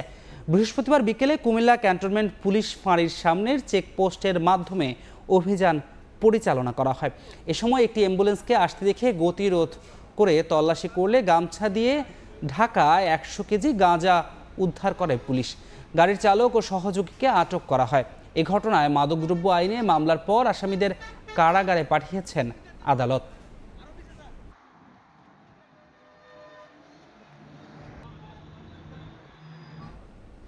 দিনাজপুরে সিসিটিভির ফুটেজ দেখে 2 ছিনতাইকারীকে গ্রেফতার করা হয়েছে। উদ্ধার হয়েছে ছিনতাই হওয়া স্বর্ণের চেনটিও। সকালে কোতোয়ালি থানায় প্রেস ব্রিফিংয়ে অতিরিক্ত পুলিশ সুপার জিন্নাহ আল মামুন জানান, প্রথমে ঘটনাস্থলের আশেপাশের সিসিটিভি ফুটেজ সংগ্রহ করে এই ঘটনায় জড়িতদের শনাক্ত করা হয়। পরে অভিযান চালিয়ে জড়িত 2 জনকে সদর উপজেলার শেখপুরা রেল ঘুন্টি এলাকা থেকে গ্রেফতার করা হয়। জব্দ করা হয় ছিনতাই কাজে ব্যবহৃত মোটর সাইকেলটি। 26 মার্চ বিকেলে শহরের বাসুনিয়াপট্টি সড়কে চলন্ত ইজি বাইকের যাত্রী আরিফা বেগমের গলার স্বর্ণের চেন ছিনতাই করে পালিয়ে যায় মোটর সাইকেলে করে আসা 2 ছিনতাইকারী।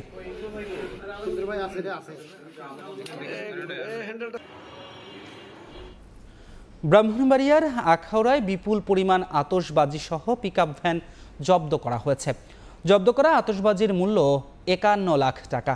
বিজিবি ৬০ ব্যাটালিয়ন আখাউড়া কোম্পানি জানায়, শুক্রবার ভোরে আখাউড়া উপজেলার সীমান্তবর্তী তারাগণ গ্রামের একটি নির্জন এলাকা থেকে পিকআপ ভর্তি বাজি উদ্ধার করা হয়। এর মধ্যে ফেন্সি চকলেট, আতশবাজি, ব্রাউন চক্করবাজি, ক্লাসিক বোমবাজি, স্পাইডারম্যান বাজি রয়েছে। তবে বিজিবির উপস্থিতি টের পেয়ে পালিয়ে যায় চোরা কারবারিরা।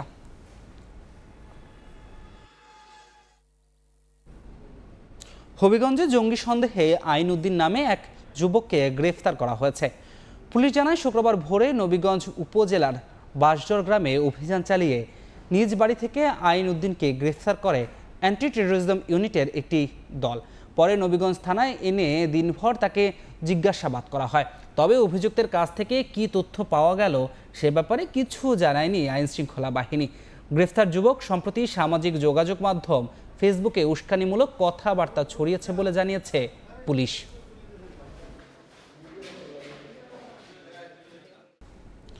মানিকগঞ্জে সরবরাহ বাড়ায় সপ্তাহ ব্যবধানে পাইকারিতে প্রায় সব ধরনের মাছের দর কমেছে 10 থেকে 30 টাকা পর্যন্ত।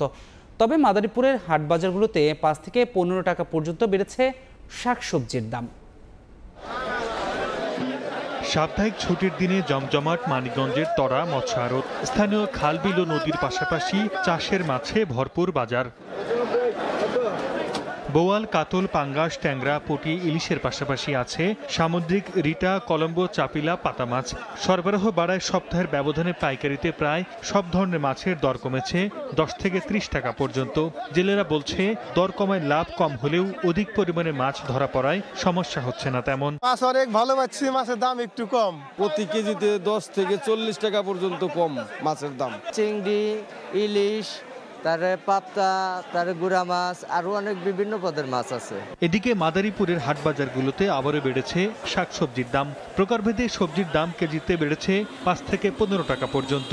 এতে ক্ষুব্ধ ক্রেতারা, যদিও দাম বাড়ায় খোঁড়া যুক্তি বিক্রেতাদের। প্রচুর পরিমাণ দাম কাঁচা বাজারের, সবকিছুরই ক্রয় ক্ষমতার বাইরে। কাঁচা বাজারে তো অনেক দাম, 40 টাকার জিনিস 80 টাকা 60 টাকা এরকমের।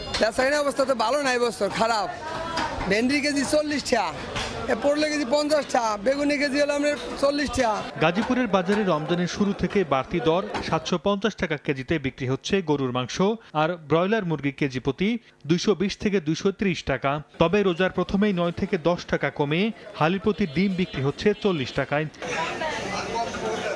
এদিকে দাম অপরিবর্তিত থেকে নরসিংদীর বাজারে রসুন বিক্রি হচ্ছে 120 টাকা কেজিতে, মসুর ডাল 140 টাকা কেজি, আর 5 টাকা কমে প্রতি কেজি পেঁয়াজ বিক্রি হচ্ছে 55 টাকায়। সর্দার মোহাম্মদ আরিফ, সময় সংবাদ।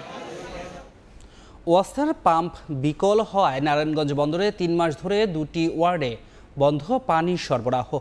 মানবেতর জীবনযাপন করছেন 50,000-এর বেশি মানুষ।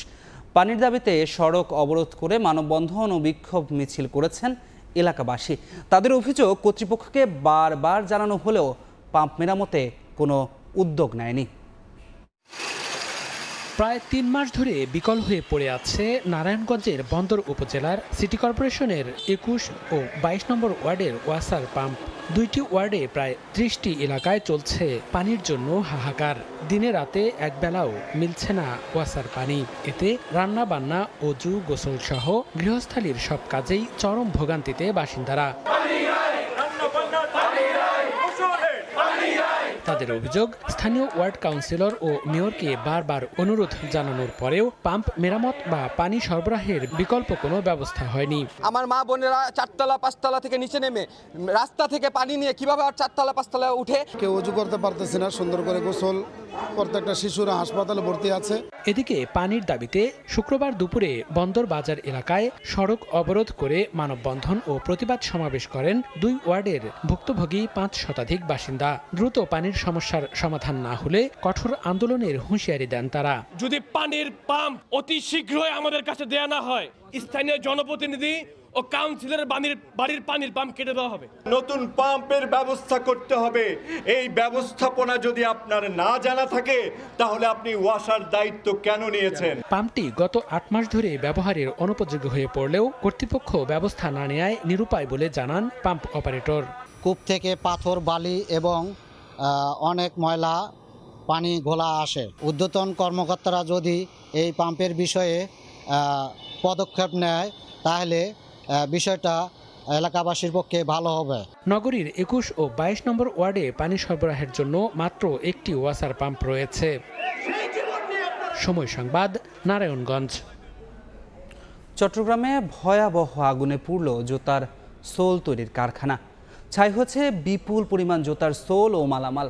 তবে হতাহতের কোনো ঘটনা ঘটেনি। 2 ঘন্টার চেষ্টায় ফায়ার সার্ভিসের 9টি ইউনিট আগুন নিয়ন্ত্রণে আনে। দাও দাও করে আবারও জ্বলছে আগুন, আবারও উৎকণ্ঠা নগর জুড়ে। তবে এবার বসত বাড়ি নয়, পুড়ল জুতার কারখানা।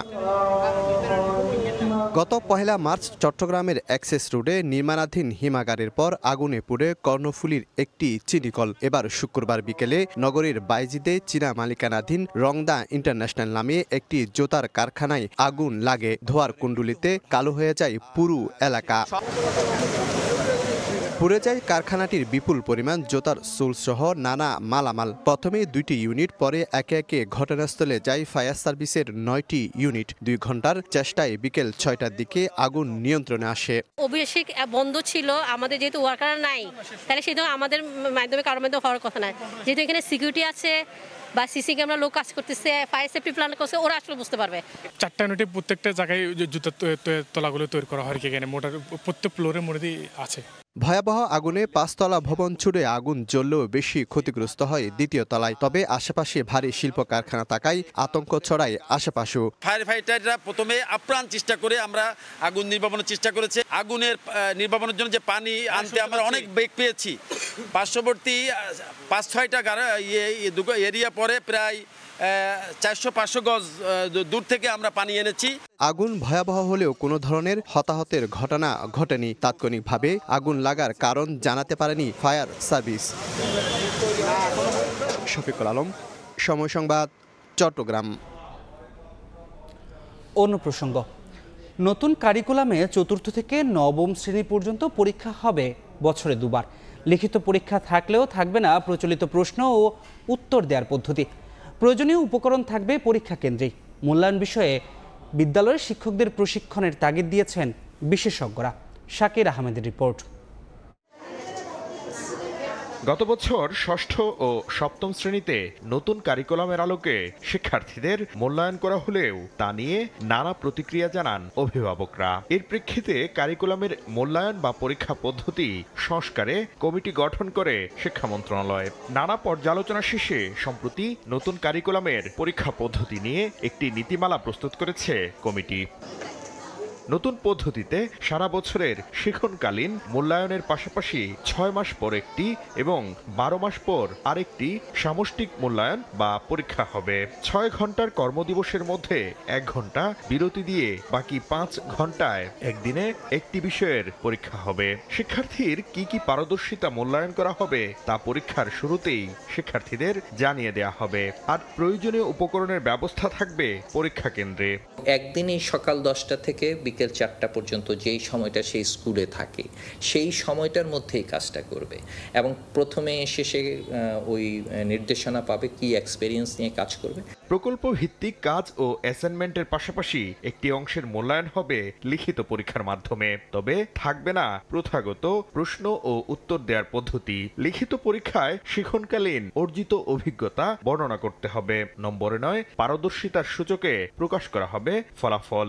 ফলাফলে থাকবে 3টি ধাপ। পারফরম্যান্স ইন্ডিকেটর দেখে দেখেই যে এই পারফর্ম করতে পারলে এই ইন্ডিকেটর অনুসারে সে এই জায়গায় অবস্থান করছে, এই ইন্ডিকেটর অনুসারে সে এই জায়গায় অবস্থান করছে। তাকে যদি এটা করতে দেখি তাহলে বুঝবো যে এখানটায় আছে, হয় সে এলিমেন্টারি লেভেলে আছে, নয় মধ্যম পর্যায়ে আছে, নতুবা এক্সপার্ট লেভেলে আছে। শেষে এসে তার পুরো এক্সপেরিয়েন্সটা সে যেভাবে করে এসছে, তার যে ডেমনস্ট্রেশনটা আগে করতো সেই ডেমনস্ট্রেশনটা এখন লিখিত আকারে সে ডেমনস্ট্রেট করবে। শিক্ষাবর্ষের প্রথম 3 মাস অতিবাহিত হওয়ার পরও এখনো মূল্যায়ন পদ্ধতি চূড়ান্ত করতে না পারাকে প্রস্তুতির ঘাটতি বলছেন বিশেষজ্ঞরা। এমনভাবে শিক্ষকদের হাতে মূল্যায়নটা আপনি দিয়ে দিচ্ছেন, হ্যাঁ, তো যারা দেখা যায় যে কোচিং ব্যবসা আরও হয়তো বাইরে যাবে, বাসায় গিয়ে প্রাইভেট পড়বে, যে স্যারের কাছে পড়লে নম্বর বেশি পাবে, এই আশঙ্কা তো থেকে যায়। শিক্ষার্থীর চাহিদা ও সক্ষমতা বিবেচনায় পরীক্ষায় বিকল্প উপায় রাখা হবে বলেও জানিয়েছে এনসিটিবি। শাকির আহমেদ, সময় সংবাদ, ঢাকা। অন্য প্রসঙ্গ, টাঙ্গাইলের বড় মনিরের বিরুদ্ধে আবারও ধর্ষণের অভিযোগ। এবার রাজধানীর তুরাগ থানায় অভিযোগ দায়ের করেছেন এক কলেজ ছাত্রী।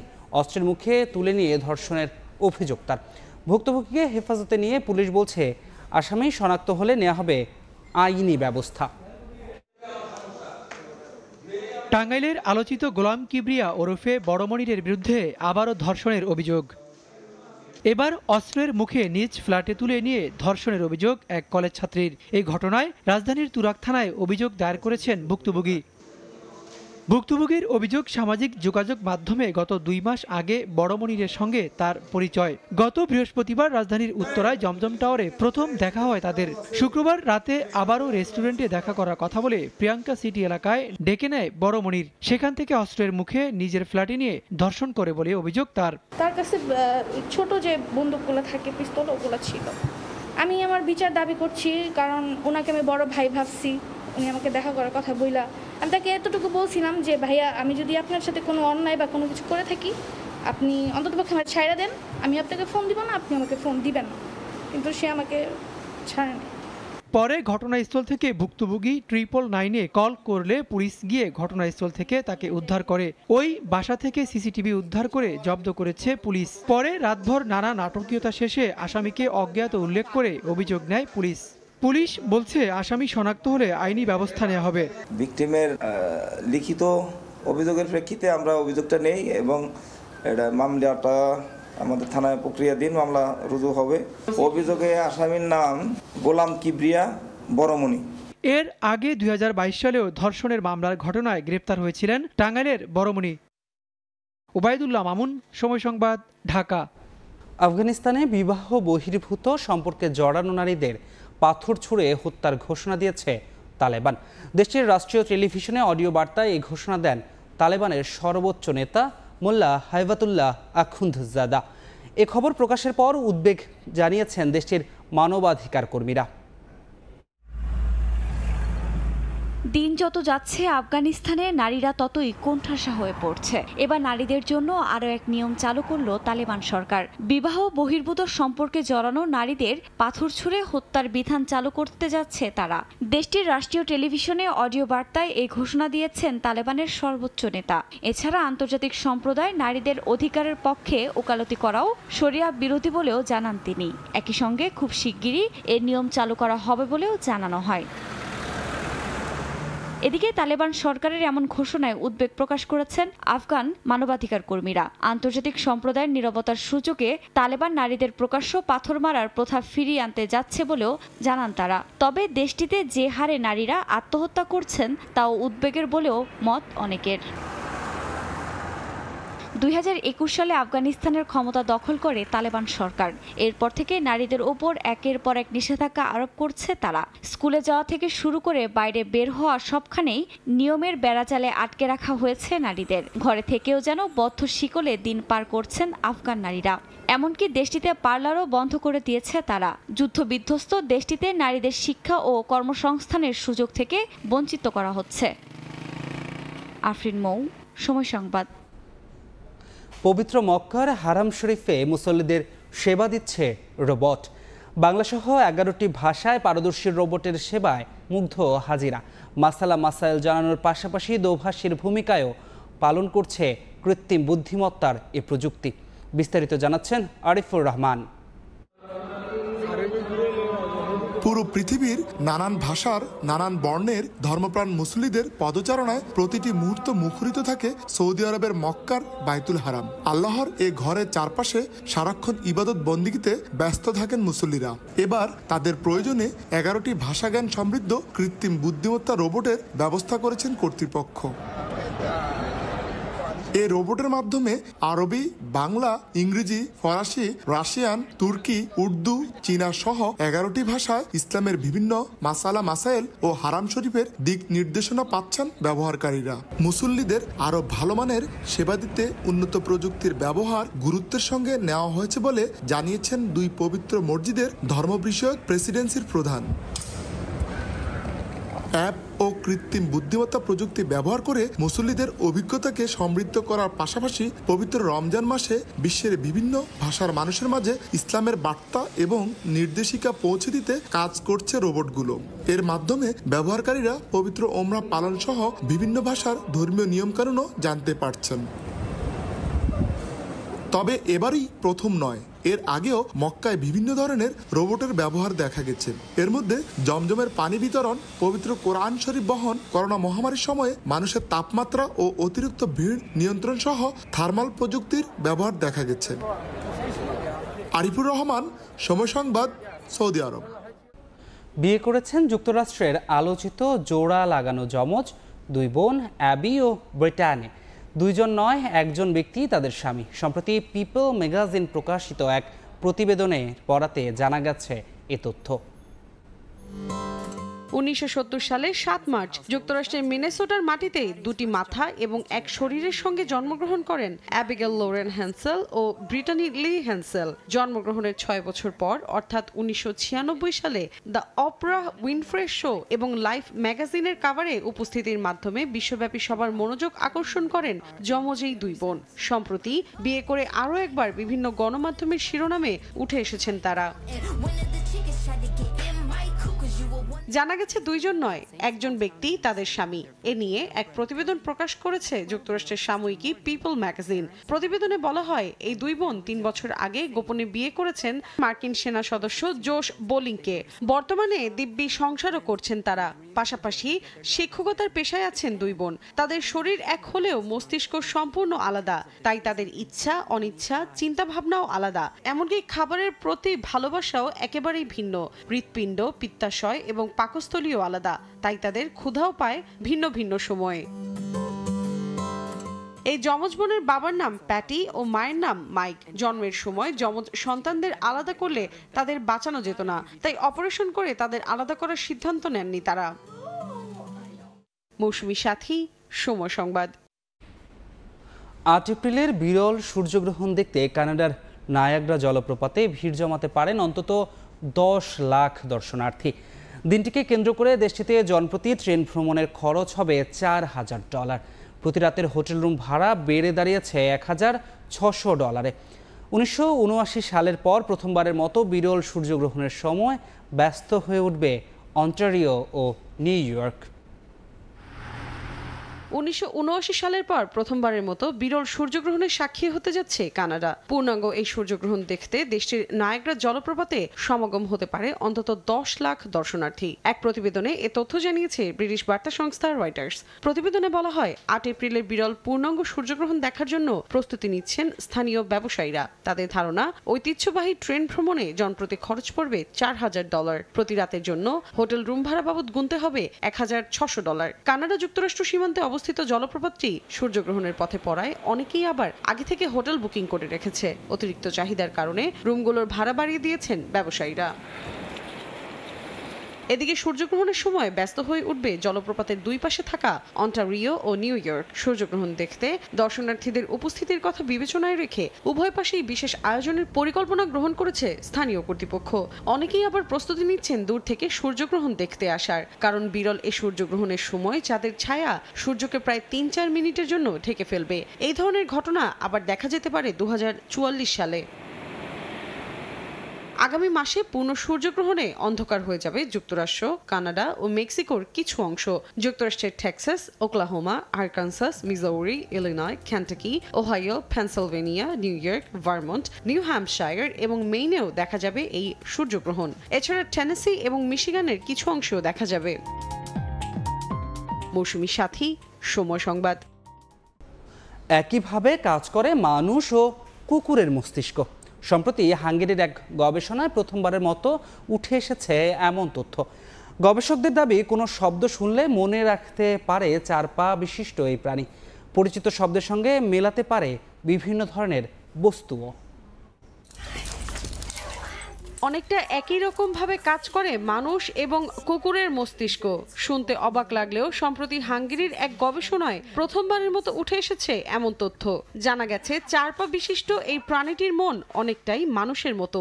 মূলত কিছু শুনলে স্মৃতিতে ধারণ করে রাখতে পারে তারা।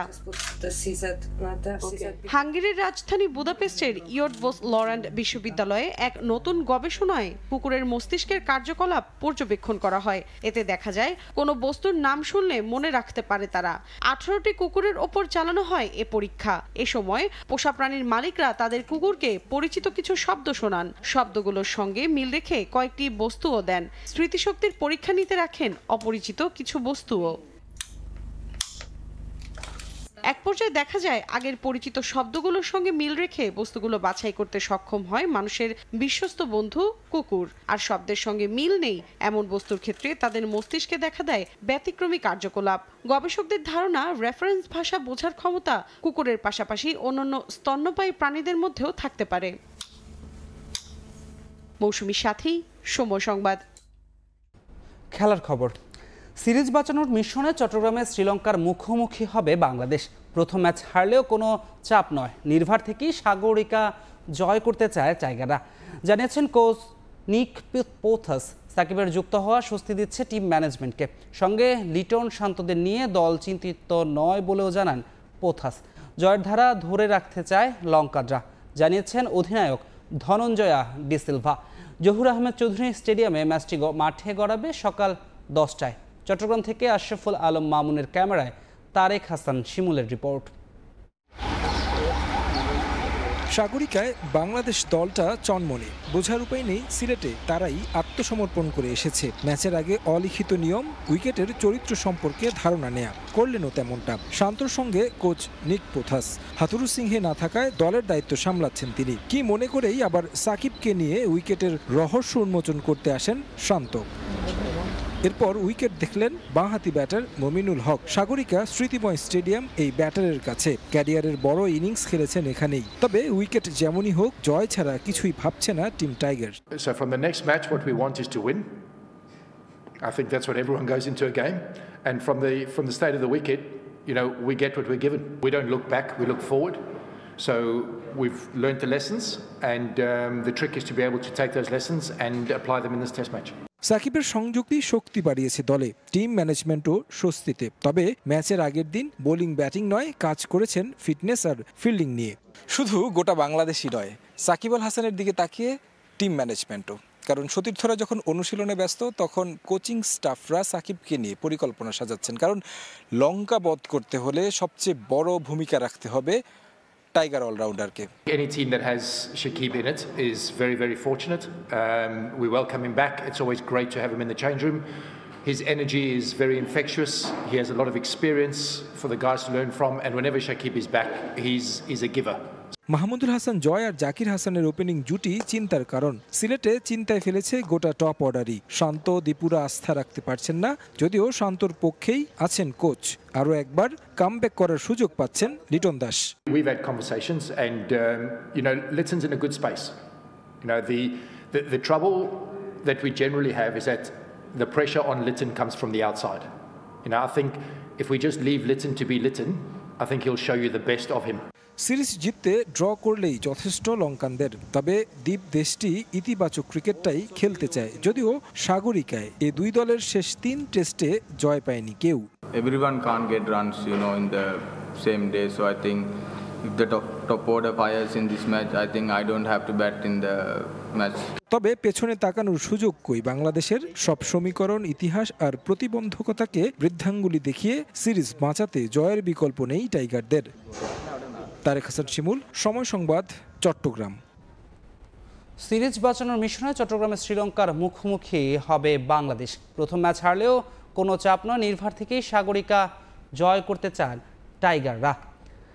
সাকিবের নাম শুনতেই গায়ে জ্বালা ধরে গেল লঙ্কান অধিনায়ক ধনঞ্জয় আর ডি সিলভার।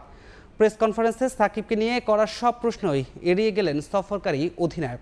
অবশ্য কেন সাকিবকে নিয়ে উত্তর দিতে হবে তা বলে তর্কেও জড়ালেন ধনঞ্জয়া। চট্টগ্রাম থেকে তারেক হাসান শিমুলের আরও একটি রিপোর্ট।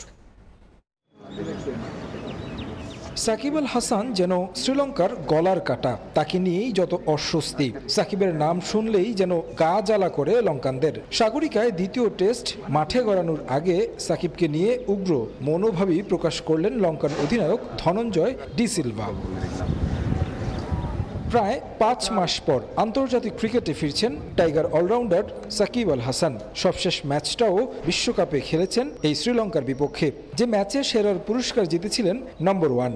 এবার এই শ্রীলঙ্কার বিপক্ষের ম্যাচ দিয়ে আন্তর্জাতিক অঙ্গনে ফিরছেন সাকিব, আর তাতেই যেন গা জ্বালা করছে সফরকারীদের। গেল বিশ্বকাপে আইসিসির নিয়ম মেনেই অ্যাঞ্জেলো ম্যাথিউসকে টাইমড আউট করেছিলেন সাকিব আল হাসান। সেই ম্যাচ থেকে দ্বিপাক্ষিক সম্পর্ক রূপ নিয়েছে বৈরিতায়। অবশ্য লঙ্কানদের সঙ্গে সম্পর্কের অবনতি হয়েছে আগে থেকেই। নিদাহাস ট্রফিতে সেমিফাইনালে তাদের হারানোর ম্যাচে ছড়িয়েছিল উত্তাপ। সে ম্যাচেও অধিনায়ক ছিলেন সাকিব আল হাসান। সাকিব যেন লঙ্কানদের জন্য এক অস্বস্তির নাম। আবারও সাকিব ফিরছেন অ্যাঞ্জেলো ম্যাথিউসদের বিপক্ষে। প্রথম টেস্টে দারুণ জয়ের পর নির্ভর সফরকারীরা। সংবাদ সম্মেলনেও তা প্রকাশের চেষ্টা করলেন লঙ্কান অধিনায়ক ধনঞ্জয় ডি সিলভা। তবে সাকিবের কথা আসতেই কেমন যেন বদলে গেল ডি সিলভার অঙ্গভঙ্গি। বাংলাদেশ শিবিরে সাকিবের যুক্ত হওয়া নিয়ে কনসার্ন কিনা লঙ্কানরা, এ ব্যাপারে কোনো উত্তর দিলেন না, বললেন ম্যাচ শেষে জবাব দিবেন। এরপর আবারও লঙ্কান অধিনায়কের প্রতি উইকেট নিয়ে প্রশ্ন। কেমন হতে পারে তার মতে কিছুটা স্পিনিং ট্র্যাক।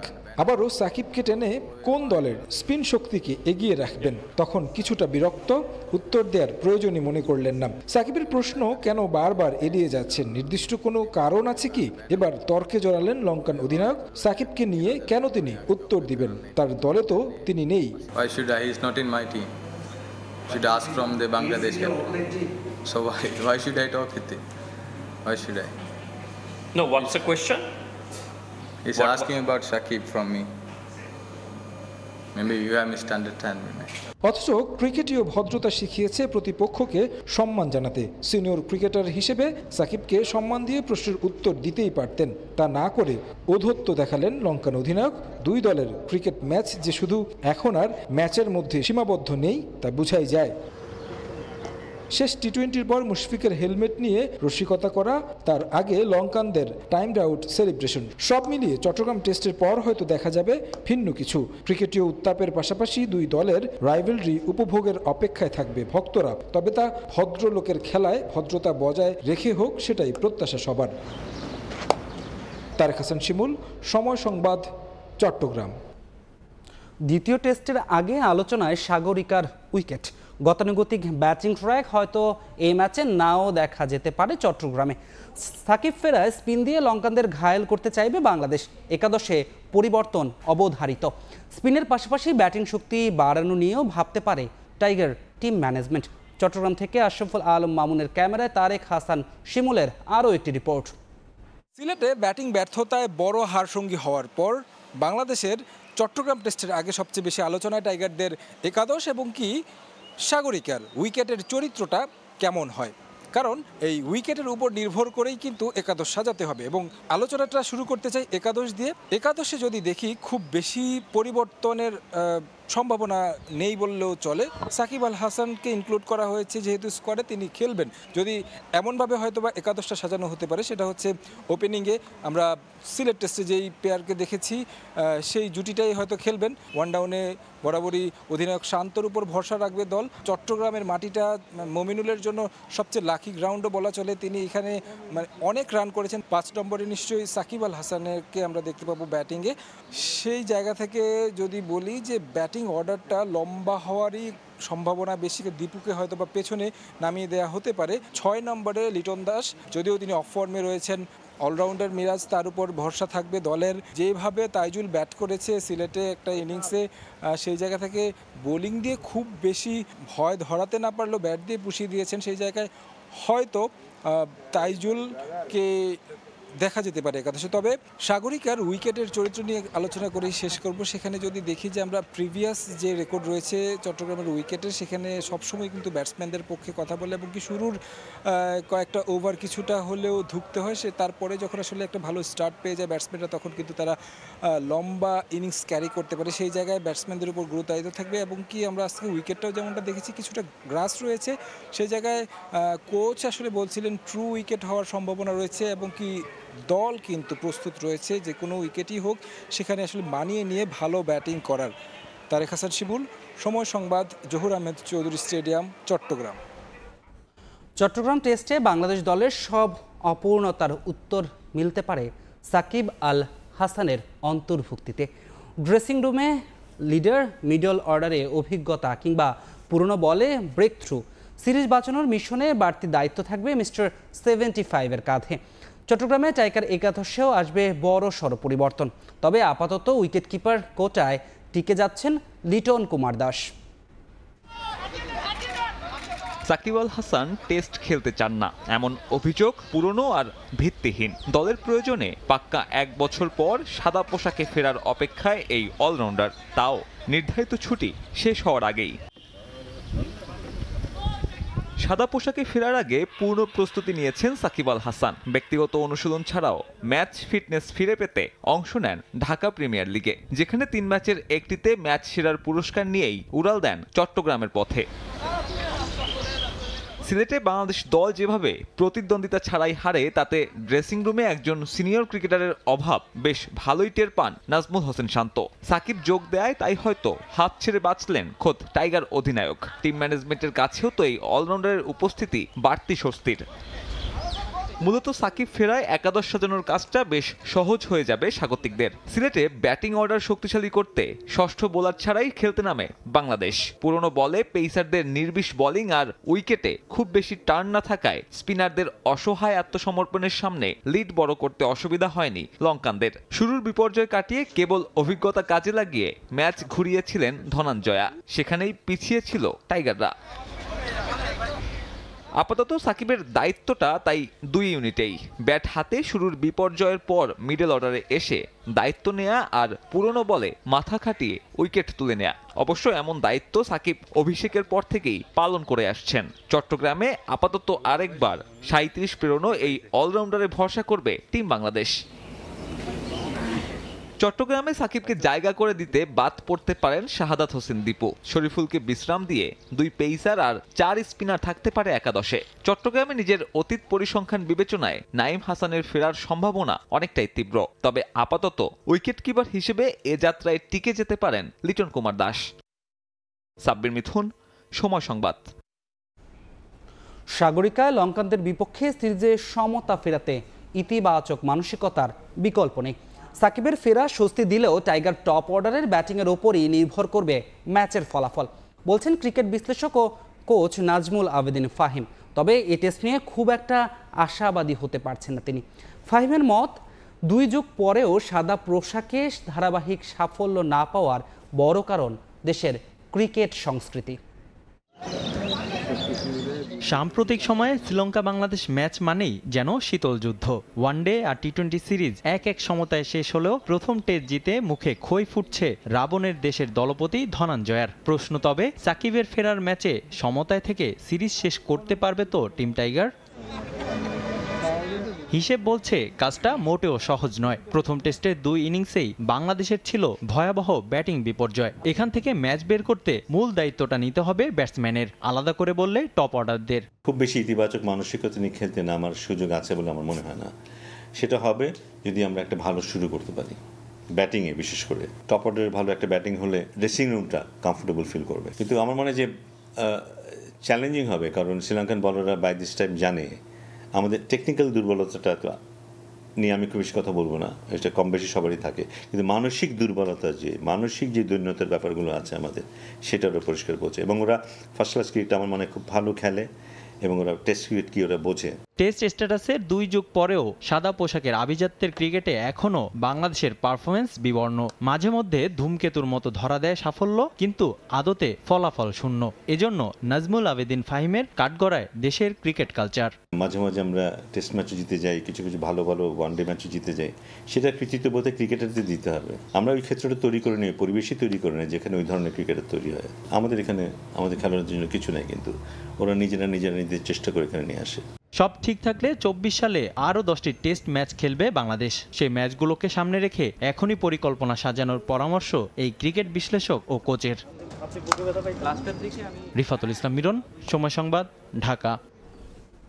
বর্তমান সময়ে দেশের ক্রিকেটের সবচেয়ে সফল পেসার শরীফুল ইসলাম। জাতীয় দল কিংবা ঘরোয়া আসর সবখানে উড়ন্ত ফর্মে আছেন তিনি।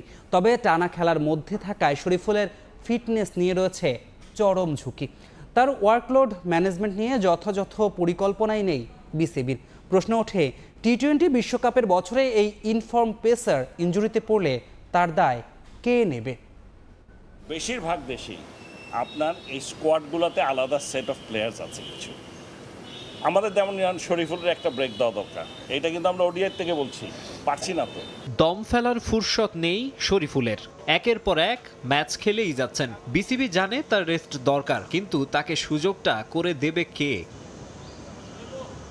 সিনিয়র ক্যারিয়ারের সেরা সময়ে আছেন পঞ্চগড় পেস পাওয়ার মোস্তাফিজ তাসকিনকে টপকে সম্প্রতি বাংলাদেশ ক্রিকেটের মূল পেসার হয়ে উঠেছেন। আন্তর্জাতিক কিংবা ঘরোয়া ক্রিকেট 22 গজে বল হাতে গর্জন তুলছেন শরীফুল ইসলাম।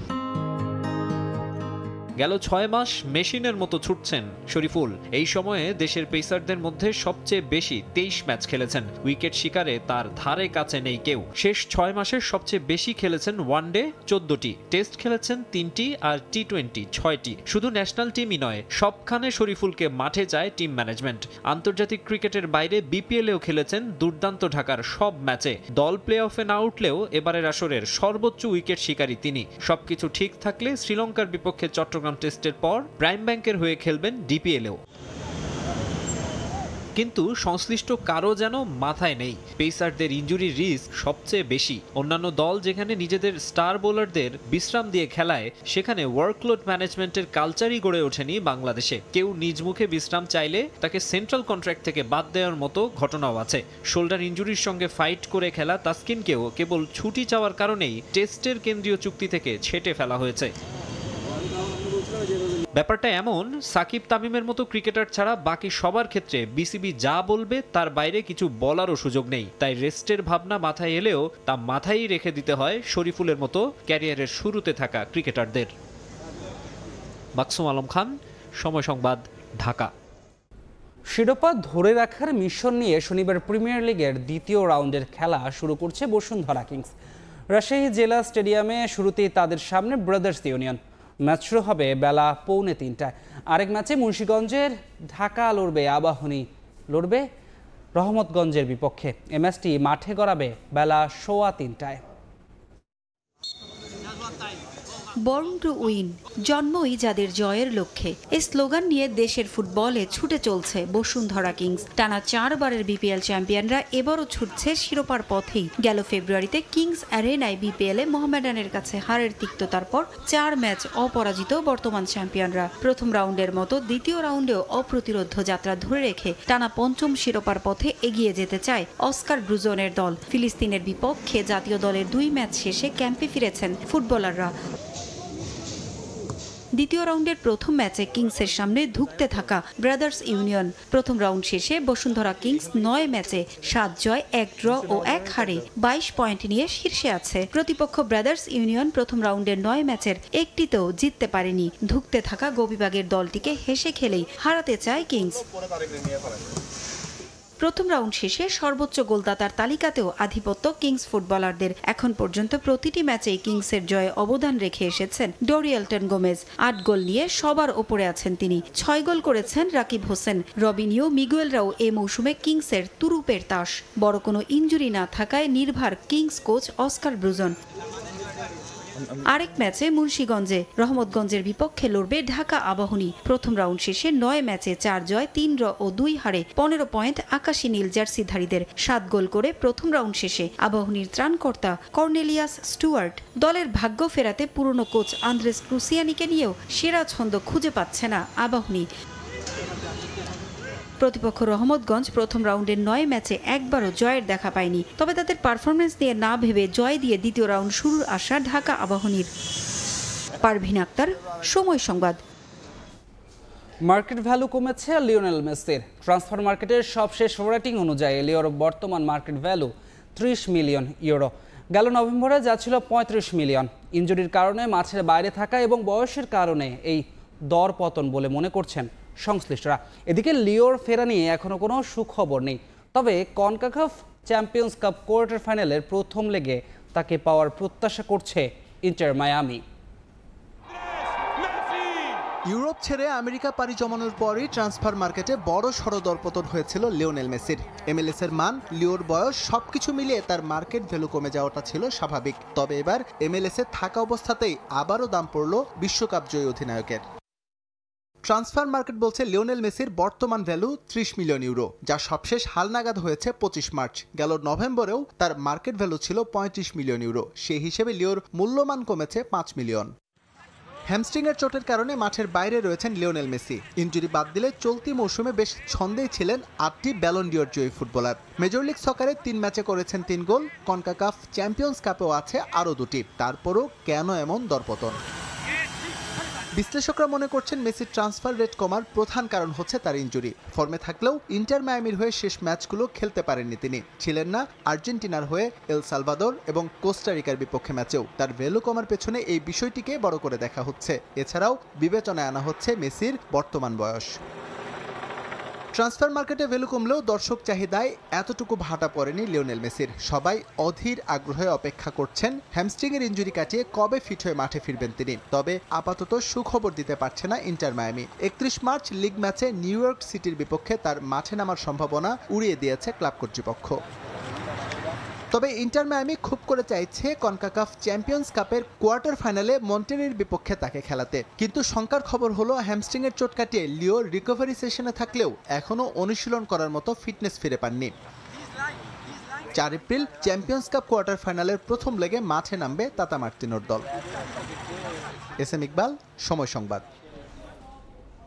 সিরাজগঞ্জের সলপ রেললাইনের দুপাশে হাজারো গাছে ফুটেছে রক্তরাঙা পলাশ ফুল। আর বঙ্গবন্ধু সেতুর পশ্চিম পাড়ের ইকো পার্কে শত শত গাছে ফুটেছে আবিররাঙা বাসন্তী বা কাঞ্চন ফুল। সৌন্দর্য উপভোগ করতে দূর দূরান্ত থেকে ছুটে আসছেন প্রকৃতি প্রেমীরা। রিঙ্কু কুণ্ডুর রিপোর্ট, ছবি তুলেছেন অমৃত সেন।